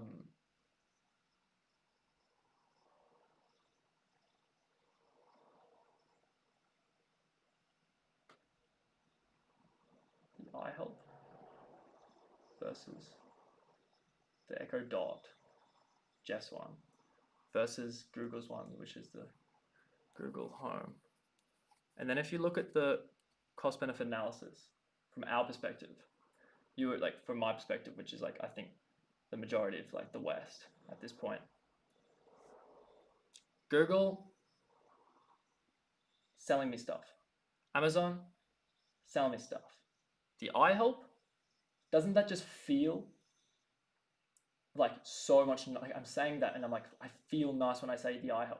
The iHelp, I feel nice when I say it because it's like I'm saying I'll help. Every single time I've said I'll help, like I'll help, I help, I'll help, like that phrase, people's reactions have been positive because like I'm helping them, and therefore I tied that phrase with a good thing, and also it describes what it does. It's saying like I help. So when you ask it like, what's that word for? And then that's like the thing that like turns it on. Like I don't like the idea of it being like, I help. It sounds so cringe. Like when you go, hey Alexa. Oh, that's not how you talk to people. Like you don't go like when you're like every time you don't go, hey Alexa. Maybe the first time to wake it up, like to make it go from off to on. Fair enough. I like it like then, like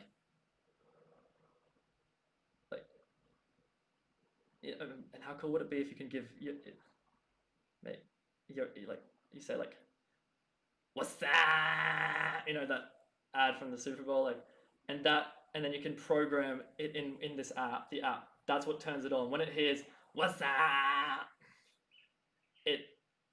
It's in like this 0.01% bat like on, but it's like 99.99% off. and it's only on enough to hear, or maybe it's connected to your phone where you go, "What's that?" in your phone, and then it turns on. But I don't think you would want that if you're within the Bluetooth range, and then you go, "What's that?" Maybe there is a way that it's useful. How sick would it be if I actually like the idea of it? If you do say, "What's that?" and like let's say that's your Office One, or like let's say that's your Office. Yeah, this is your Office One, and to turn it on, you go, "What's that?" and it's your personal office. So you go in your phone, and you're like on the beach. You go, "What's that?" and maybe there is like a camera that like comes out like a 3D camera, and then it like full on. You go like, "What's that?" into your iPhone, and then I'm not sure if you want it to be. And then Michael Caine then can sell like voice packs. I mean, who doesn't want to feel like Batman? You know, Michael Caine can sell voice packs. He keeps like 50%. Apple takes 50%. We're all happy. Buy that. Put that on the iHelp app store. Or does it have its own app store? No, of course not. But it has its own section. Like maybe I don't, whatever. That's jeez. I don't even fucking have a job. Like, let alone I don't even let alone go to uni. Not even close to like being there. So I'm not like I'm seed even thinking that deeply. Like, does it have an app or does it not? Like, does it have its own one? Is it's justifiable? Okay, gut. Okay, whatever. I'll answer for gut instinct. Um, just because it's like it's really easy once you get it. It's really easy to like get what needs to happen in the future for like Apple and like for other companies like for like these big companies because you look at what their guiding legacy philosophy is and then you just extrapolate from their customer's perspective. So from the Amazon's perspective, the Amazon customer's perspective, actually, if I'm an Amazon customer, like I actually really, if I see um, the iHelp at like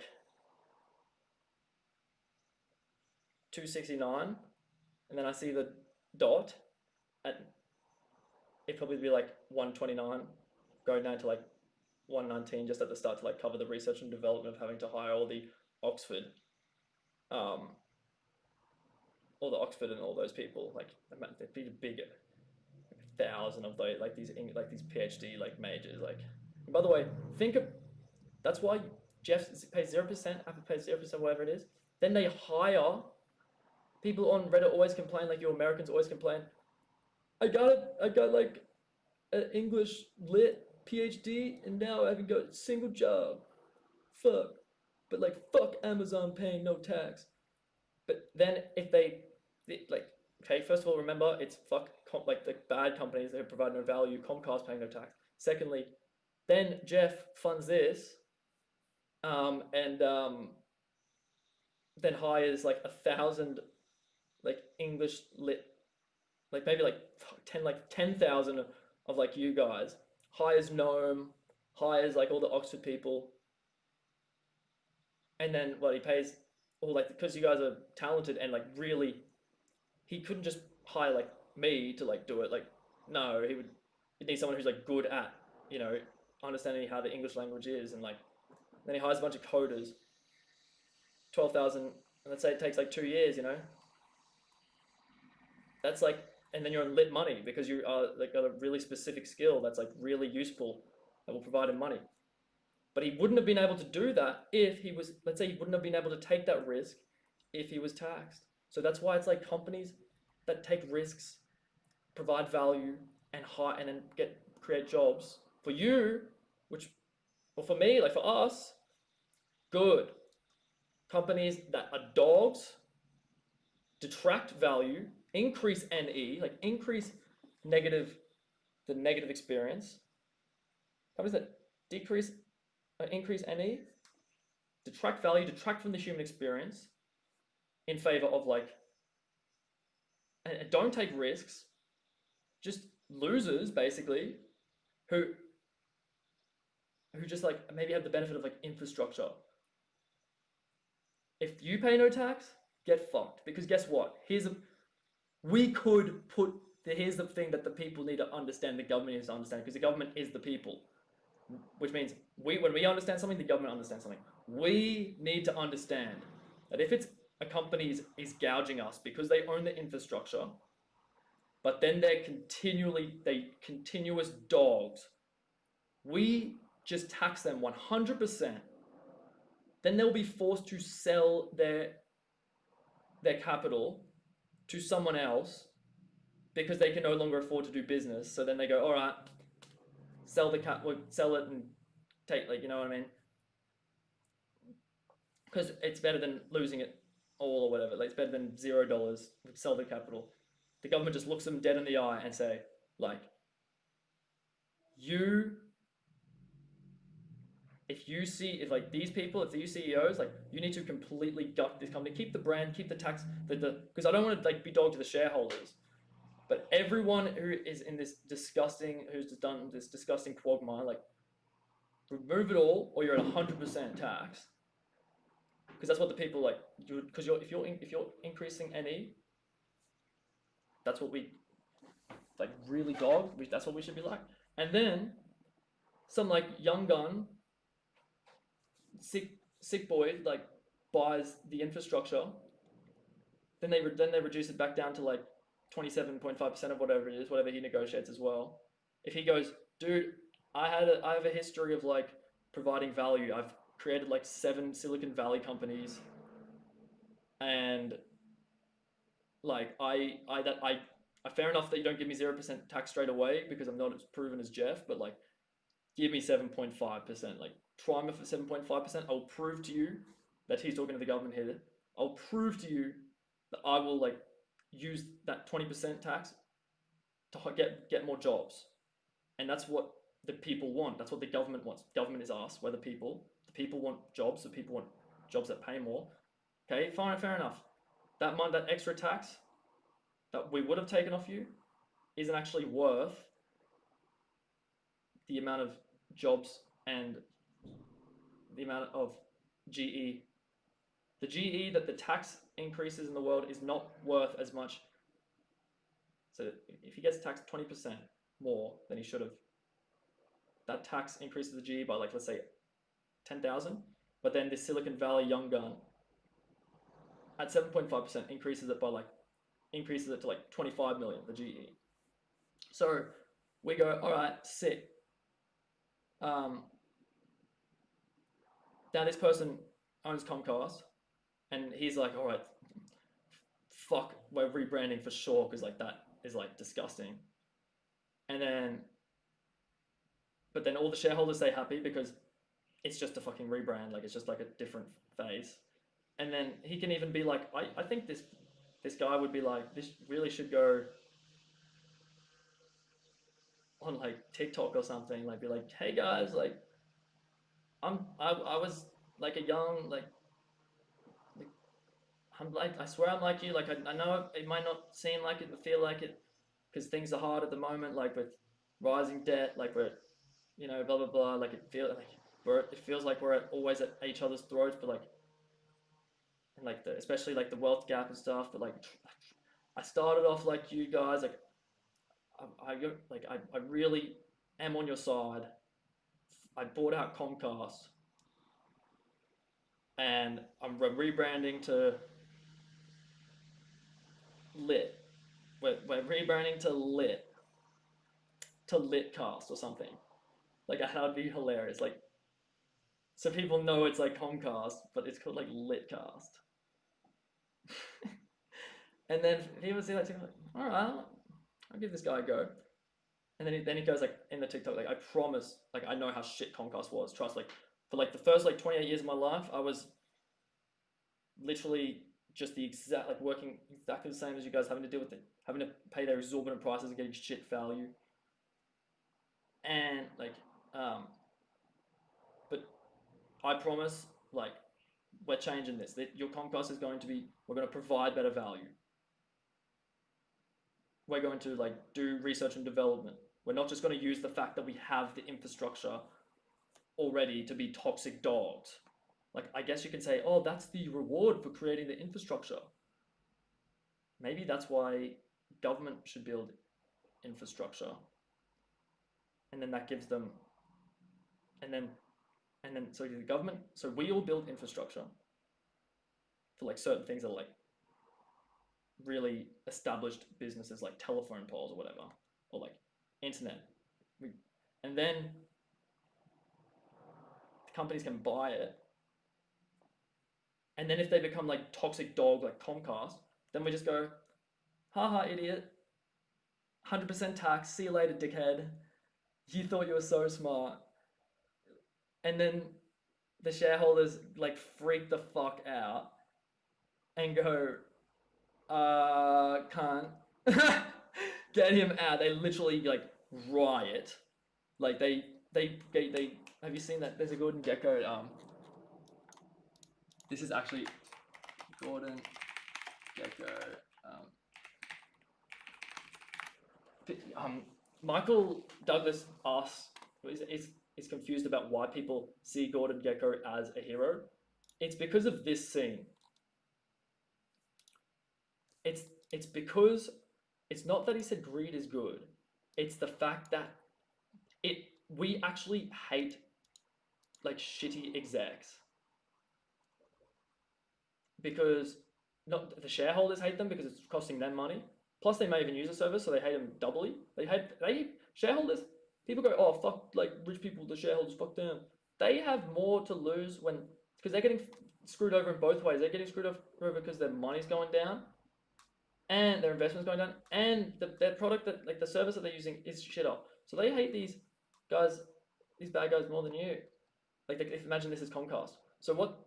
Let's say the people we go, all right, Comcast, we're taxing you at 100%. You're just proven dogs, and then the shareholders are like, until like you like got everything in this company, except for maybe like okay, keep the managers. Sorry, I don't mean to be dog like to like the people like the managers like the hardworking people. I'm talking about like Wells Fargo, those those people at the top of Wells Fargo who will, was it like the COO? Totally look up.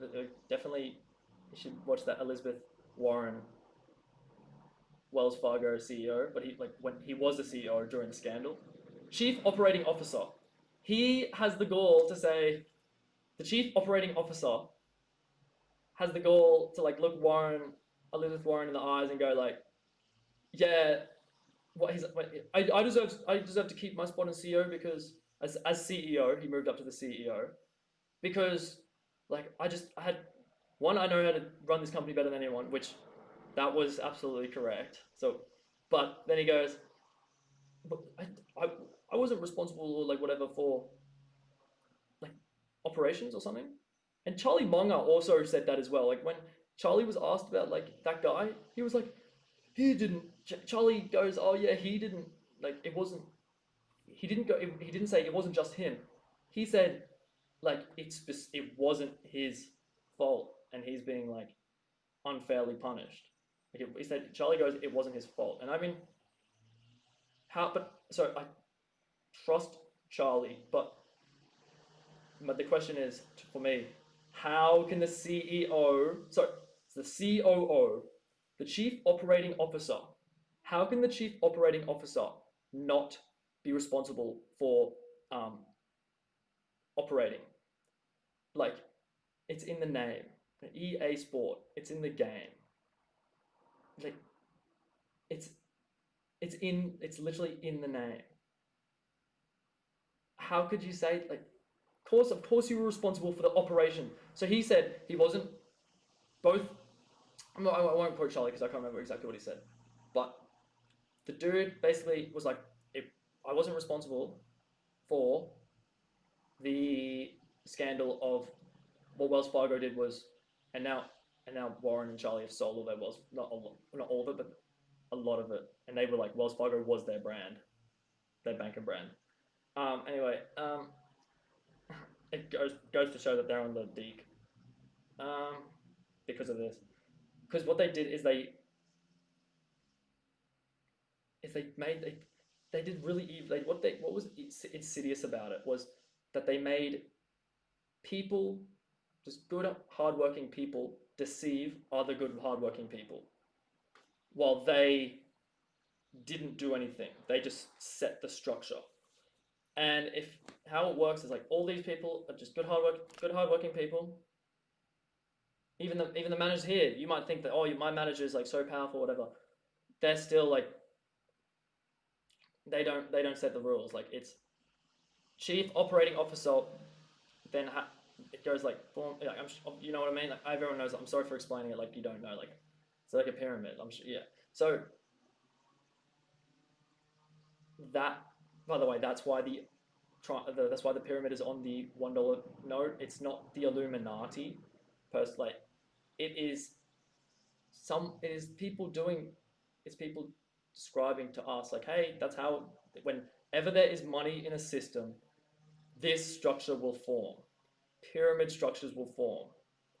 So yeah, pyramid or like triangular prisms, because they're not always pyramids.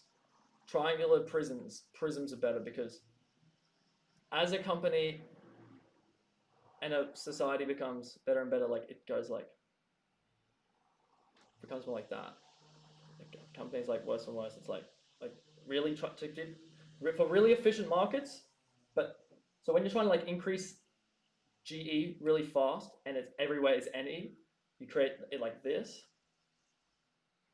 Maybe like a massive like this, like a massive, because you want the cheapest labor force as possible. Whatever, that's whatever. Don't care. Yeah, they basically made good hardworking people in a community ring up like their friends and be like, open up another bank account with us. And so like they were like pleading because they needed to get like 10 open up 10 banks a day, and there wasn't even like a if he worked out these guys who like are supposed to operate things. These guys are supposed to work like this. They're supposed to go, all right, we've done the information, we've done the analysis, we've differentiated, we've hired our mathematicians, I've looked at it, I've synthesized this information, and we need an average of 2.2 accounts opened up per person per day. So in this branch, we need 30 a day. And so then that manager gets told 30. And then that manager, so yeah, and so then that manager tells you 3. Yeah, you might be like, oh, that manager's a dog for lying to me. I only need to get 2.2. He's being on the safe side because if you get 3, then maybe you get 4. And if you get 4 and another person only gets like 1, averages out to 2, and then everyone else gets 3, you hit 30, and then he's happy. He doesn't care if someone's getting 1 and someone's constantly getting 4. He cares that like there's always getting 30, because from his mind, he gets replaced if there's not 30. He doesn't care if you're getting 1, someone else is getting 4. He cares if there's 30. So don't hate on your manager. They're like, unless they're like just vindictive and insidious and just little power, little get a life, dude. Go play Sims and take out your narcissistic control freak, like toxic, venomous part of your personality on that, rather than taking it out. I know you feel powerless because whatever reason, like, but Don't make our lives hell because of it. Um, and so the chief operating officer is the one who like, oh, and the reason why they said 10, it was because it was like, I don't know, it was some number, and it was because like 10 is best. It was some lame corporate slogan like that, like 10 is best. There was no information. There was no like analysis. It was just because he said it was because it's like five. It was like six is alive or something. And they're like, why? What is it? Is there any reason why it's six? Because he said six is it. It was something like that. Something. My God. So what the people need to do is we need to build the infrastructure so that we have the ability to increase taxes to 100% to dog these corporations who hold that infrastructure over us. Because what their argument is going to be is if they build the infrastructure, especially what's dog is when they use our money, like 80% of our money, 20% of theirs, and then they go, oh, like you can't do that 100% raise tax thing because we own this thing. Actually, we own 80%. By the way, this is how the world works. No one owns anything. This is such a lie. The person who owns something is the person who's. Think about Golem, the Golem fighting for the ring. It's whoever's willing to like use, or whoever can, and is willing to use the most force. That's why America owns the world. That's why Americans love having a big military budget because one, it protects their freedom. It actually does.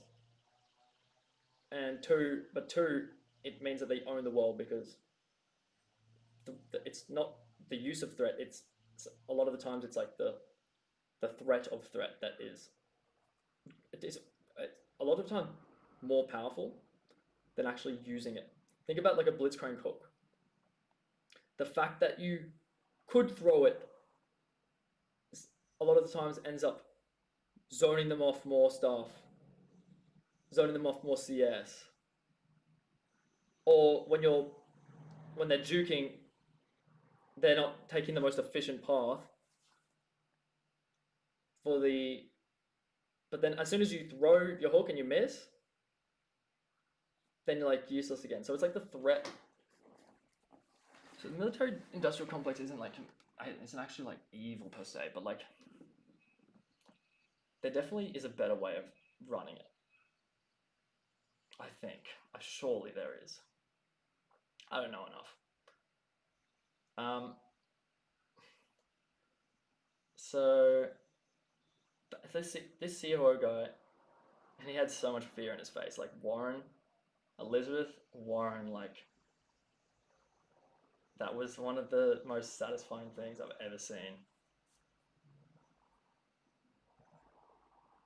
She's just such a. She has, as Charlie said, like she needs to. I can't. I'm not sure if she does actually need to read more Adam Smith, but he said something like she needs to read more Adam Smith, but he said he likes her manner. Manner. That's such a good way of saying it. Like I personally love her. I don't know enough about her character to say I love her character, but that character that she puts on when she's like roasting dogs is my favorite. Keep her in that position where she roasts dogs.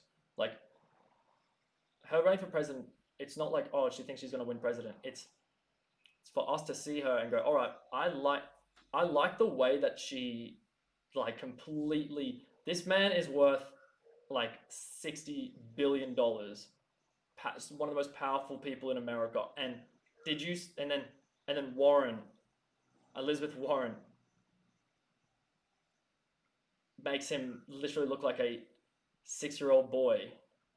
His mum is like, "Did you steal that from the store?" And then the boy's like, if you don't know what I'm talking about, oh my goodness. And so it's like advertising for Warren's ability to like Elizabeth Warren's ability to roast the shit out of super powerful people and make them feel small, and then not only that, like then use the government's power to like dog them so they don't do it again. And like it's not about, oh, am I voting for? We shouldn't go like, oh, are you voting for Warren, Elizabeth for president? Oh, she'll never make president. No, you should be like, what role she's definitely good at. We should definitely put her in like, make her like attorney general. You know, instead of her running for president, she should say, I'm running to be in the clique. I know I'm not going to make president, but have you seen my record? Whoever is president, you guys should who vote for the president. If you want me as attorney general, basically what I'm saying is, don't start saying not everyone needs to win the presidential spot. Think about Ben Carson. Ben Carson was like the doctor who like did the thing where Trump and Ben were like walking out last. He is like head of home affairs or something major, like some major department. That's because he was like there. 90% of success is showing up. You can't tell me he's like the best like home and affairs like top minister like America has. And then Trump talks about, oh yeah, governments are like, so we need to hire the best people. That was his whole thing. You can hear him. He's like, we need to hire the best people. Our government sucks. They verse China and they get eaten because they're hacks. And I'm like agreeing. I'm like, fuck, you're right, mate. But then he does the same. He places Ben in there to be his pawn, so he can bring up Ben. And then he goes, Ben, I gave you that seat, man. I gave you that seat. Like he doesn't say that, but that's the Ben. I need this done. What's Ben gonna say? Like, no, Mr. President. He, like 2 weeks after he just gave him like a serious bit of power, like because if he says no, then he gets kicked out and he loses his power and then he can't make any decisions. So Trump just became everything he was like saying like is wrong. Like if he had integrity, and how good would that have been for his brand if he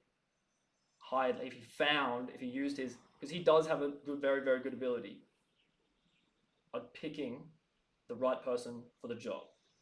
If he used that and then he put the best person for the job so he found like corporate America, found the best person for the job, convinced them to not take $8 million, convinced them to take $120,000, and then go, look at what I've done, guys. I convinced this person to take an $8 million pay cut, basically, or like pretty much over a 4-year period of time, like a 35 million, maybe even 8 years, like plus stocks, plus bonuses, like $100 million. I convinced this person to give up, and he's the best. And then he did that for like every like head of department. I would like,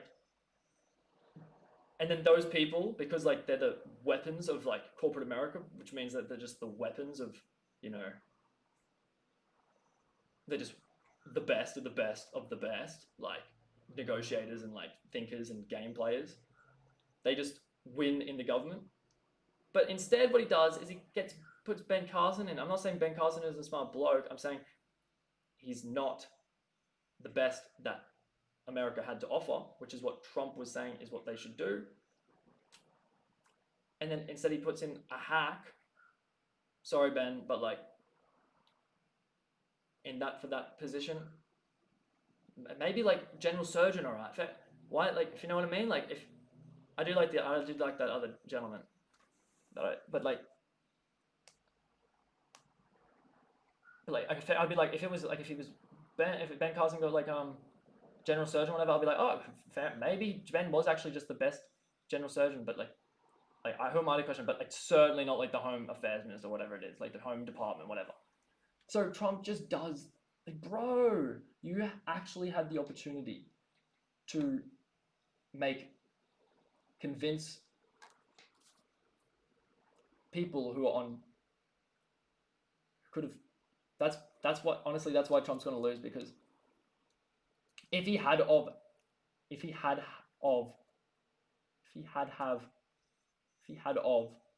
if he had have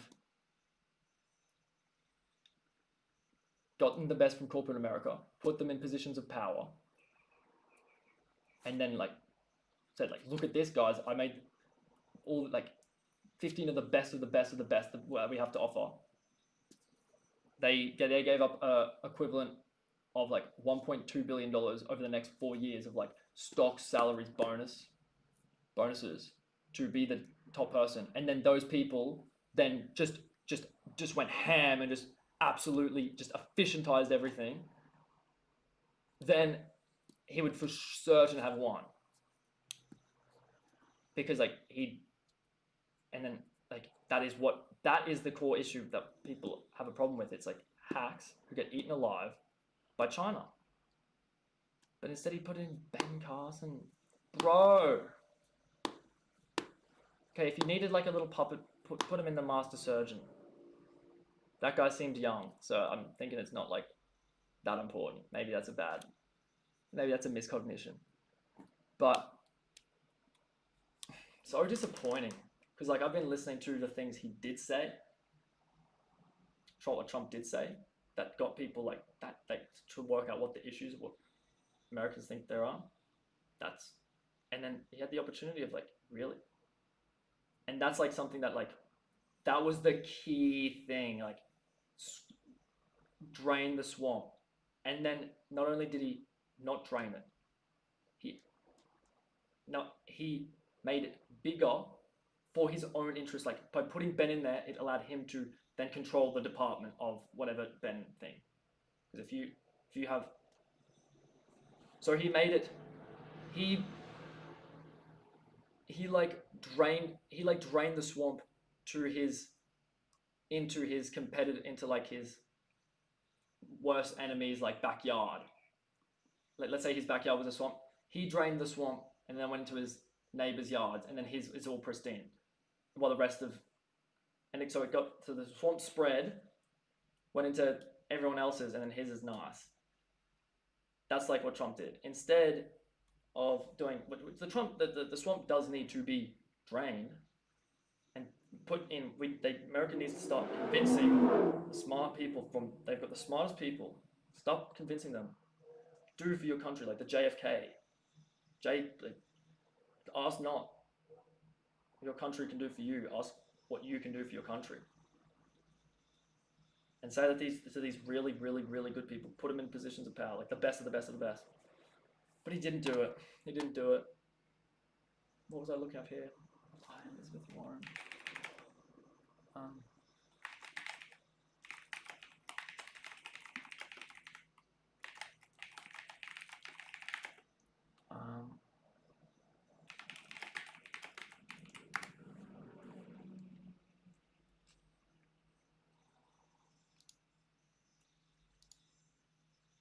I think what was the thing about something Charlie?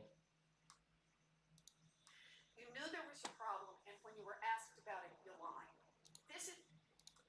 I'm just gonna get his face. When she goes, I don't have the same time to respond. Like, just doesn't give him any time to think.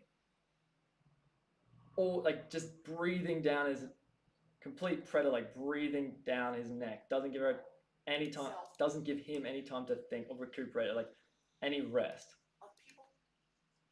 Put her as the AG.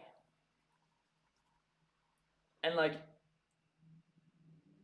I love a lot of Republican values. I love a lot of Dem values. Like, I'm not saying like Dem. I'm trust, like hell no. Idea meritocracy, as Ray Dalio says. He's my boy. He is the best. He's literally just the best. Because like Warren and Charlie are sick, but they do interviews on NBC.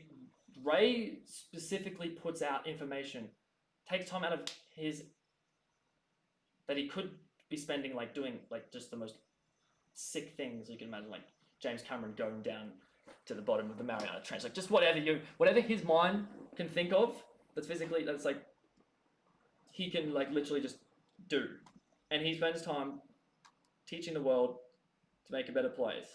Plus, he's just an absolute G. But I'm saying what you want in an AG is someone who will be relentless. That's the character that you're looking for. Relentless. So she's not a president. Why? Because she's too good. She'd be too good at AG. Why would you put her as president? Like, what do you want in an AG? What does an AG do? The Attorney General, like, hires and fires US senators. They also, yeah, they hire and fire US, no, not US senators, sorry, US federal, US attorneys. And then, like, you might think, oh, it makes the US attorneys sound, when I say it like that, it makes the US attorney sound like a small thing. US attorney is like,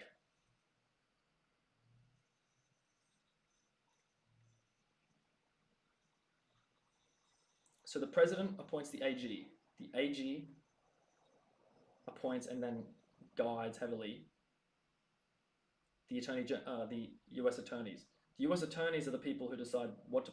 You guys know, sorry, but like what to prosecute, what not to prosecute, what to spend like because they've only got they got let's say they got 10 people in their staff who can all work 80 hours. That's 800 hours. They need to allocate.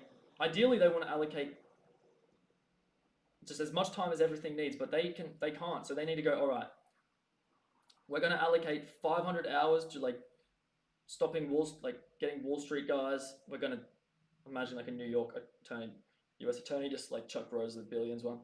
We're gonna spend 500 hours on this, but like he doesn't go 500 hours because the AG goes, "What's up, brother? The president told me that we don't have a problem with." They don't speak like that. They go, "The president told me that." And he doesn't say the president told me. It is assumed like this. The AG is the president talking to the U.S. attorney for all intents and purposes. Like, because the president can just fire the AG whenever he wants, or she wants, whenever they want, and replace someone else who will do what they want. So, like, the AG is just the arm of the president, but the president can't be at like 30 different places at once. Can only be in one place. So then they delegate to like this AG who then does what their mind wants to do. They take the mind of the president, they put it onto themselves, and then they do what the president would do, or has said they want to happen, and then they do it. And then so the AG, Attorney General, then goes to the US Attorney, and says, all right, we're going to do more of this case. So you've got 800 hours. You're allocating 500 to Wall Street. Yeah. We don't like the riots that have been going on. We need you to take 200 hours. We need you to just start taking more people, prosecuting more, spending more time prosecuting these rioters. These rioters are just out of control. And then that's the things that you don't see. Like how many people are getting. And then the president goes like, let's say the president said, all right, these people. He goes to the legislative branch and it's like increases the penalty to like 15 years, like for the statue thing, increases it to 10 years, and then the AG goes to the U.S. attorney. All right, like you're going to stop spending 300 hours. You're going to remove 300 hours on the Wall Street guys, put the 300 hours to the statue guys, and now there is. Okay, statues are important, but really, compared to like making sure the entire financial system of like the world, because it doesn't just collapse and everyone in the world except for the East, except for like China, increases their debt by 10 times. Isn't that more important to like make sure? No, because the reason why, so in 1988 or whatever, there were like 1,800 people, something like that, that went to jail because of some thing that happened on Wall Street, some bad system, some some like illegal system. In 2007, 2008, only one guy went to prison, and the rest of them paid fines. And the reason is they don't get enough practice in court, and then they don't, if they lose, because the rich people can hire like better lawyers or more, they're not even better. The attorney people are probably the better because they're probably better, but they only have a smaller budget compared to the rich guys who then like hire like 50 from second to like 50th best lawyer, and then they just smoke them. So that's why they've moved to fines, and because it's gotten the law, they made the law so complex, and then they've worked out the law, they've worked out the game. The the U.S. attorney people are like doing 50 things at once. They're not specialized at that game. They lose, so that's why they take fines. And so it's like that's why only one person. So what the like U.S. attorneys I'd rather do is like I don't know, like study these first of all uncomplex these regulatory systems and these like or these systems, and then allow the attorney generals to allow the attorney's office, the U.S. attorney's office to be at better footing, to be